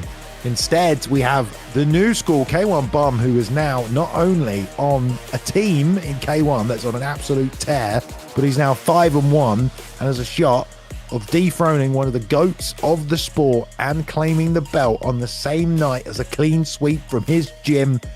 This may be the story of K1 Bum playing out this evening. Or will the upset continue? Will SuaveJamie, the legend, return, shut down the hype trade, end the night on a down note for K1? I'm ready to see it. We're going to bantamweight, Rob. I've just hyped everyone up. Let's go. I'm hyped up. I'm ready to go. This is for the marbles here. This is for the belt, Balian. And they need to get the belt, to defend the belt, to score the points, to receive the belt. Maybe. Something like that. Possibly. I believe that is somehow how it works. Yeah. I was just telling everyone, you know, like K1 Bum, here he is, Rob. His whole team sweep the card. He's 5-1. And now he gets a chance to try and become a world champion, right? But he's got to beat one of the greatest of all time. If he beats SuaveJamie, this will be red panty night for the K1 boys, Balian. It will be. It will be. Lots of red panties all over the place. Never washing them. Ooh, okay. For all the marbles tonight.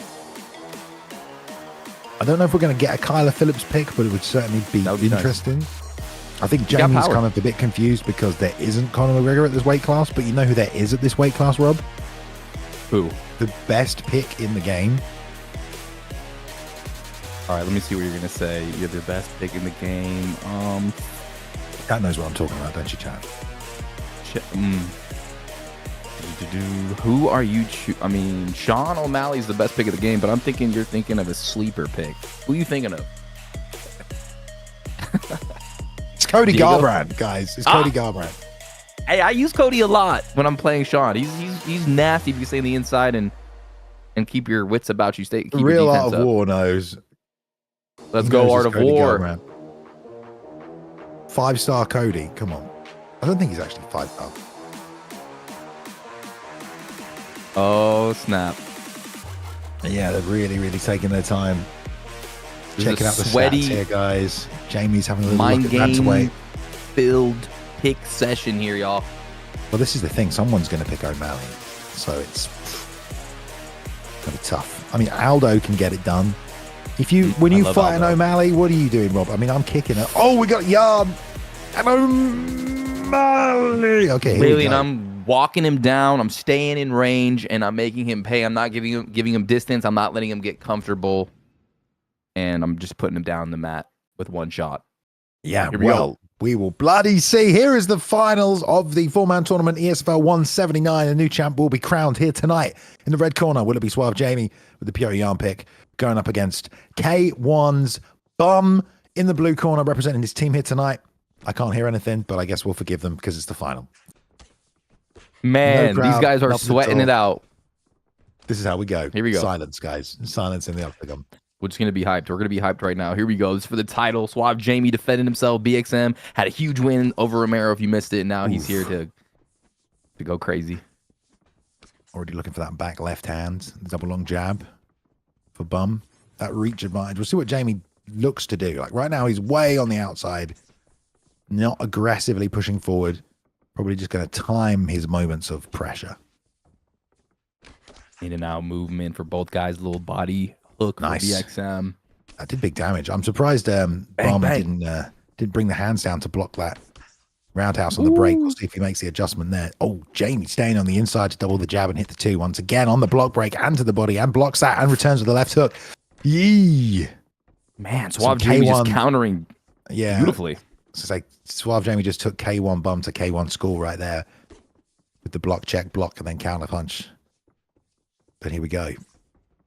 Fight is just getting started. Suave just looking so good, so crispy, landing good shots, in and out movement, and BXM really trying to find his range here. Has been unable to do so, and it's been a tough fight. Look at the range. He's like way out, or he's way in. Suave is. It's kind of like circling, you know? like doing little It's circles. like a great white shark circling his prey, Balian, in the waters like of the 1, Maui. 2, 3. You know, this is K1 right now is fighting in pure yarn hook range. I know it's not what he wants to do, but he is plotting and trading. Now trying to backstep a little. Right here, he fires through his right hand. That's nice work. There's a slip. That's what he wants more of. But even then, these shots are they're getting stifled. Bum needs a little bit more range on this. Yeah, and then SuaveJamie's just comboing him with a body kick and just throwing beautiful mix-ups here and just making BXM pay at every turn in this fight so far. Yeah, it's going to be 1-2. difficult for these shots to land perfectly for Bum, but you know, this is the game. The inside fighter versus the outside fighter, and Jamie's doing a good job kind of dancing around on the outside. There's a nice side kick. If you can stay ahead of the damage as well, and you're SuaveJamie, that perk's going to start activating for you. And I think he is now ahead of the damage, especially with that extra body damage there as well. Very interesting. Yeah, that's a good point. Is that the Force of Nature perk? Yeah, that's the one. Awesome.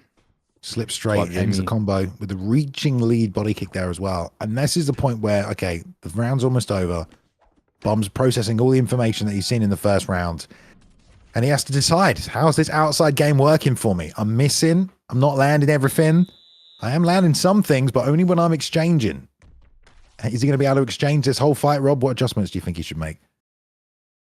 Yeah, it's very interesting. Suave's doing the same thing he did in his last fight where he kind of just hovers, goes left, goes right, kind of playing the matador on the outside, and then it's like his opponent gets nullified. There's like no offense there. You know, he just can't get frustrated. He needs to find his range and try to do his best to trap Jamie against the cage and land some round shots on his body or head. Straight to the body there as well. There's another one. Digging that out. And a nice side kick. Jamie digging down there low. But yeah, I like that BXM is trying to mix up the targets. Long straights to the body are good. Anything I think he can pot shot from the outside, because yeah, swinging those hooks in the middle of the cage is not where he wants to be. Ankle pig and slight delay there. I think he just dived on it. Love the advancing jab lead body kick into a turning side kick. This is big damage now. BXM needs to start thinking about possibly different strategies. There's a nice roll in the right hand over the top. Nice right hand. BXM still, you know, doing well, trying to figure out Suave. Nice uppercut as well. Starting to land body shot. BXM starting to cook up. Starting to heat up a little bit here in round number 2. And still Suave just staying on his bike. Really fighting well behind that 1-2 from Peter Yan. Both men being conservative, but Jamie being very, very minimalistic with his offense. And look at the amount of damage he's done. He's broken the block and the head health is flashing. And it was only a few small shots. And not stepping back toe-to-toe. And K1 is not sliding back there, Rob. He's standing here. Now he's stepping out to create space. Yeah, that was nasty by SuaveJamie. He kind of just came forward through kind of off-speed shots right in the face and pretty much landed everything beautifully on the mark. I think Jamie is dictating the range as well, though. Like, when he's letting his hands go, it's where he wants to be. Yeah. I think sometimes K1 is swinging back. There's a beautiful straight there from K1. And a pull counter to the body. Needs more of that. Bang. But then again, exchanging on the inside, he took some head health also, K1. So I don't know. He might win some exchanges, but you got to add up the overall strategy. If they did that 20 times, how's his head health going to look? Probably not great. He's going to get flatlined. I mean, he's already on his way. It's so difficult. Peter Yan looking good, powerful. So good.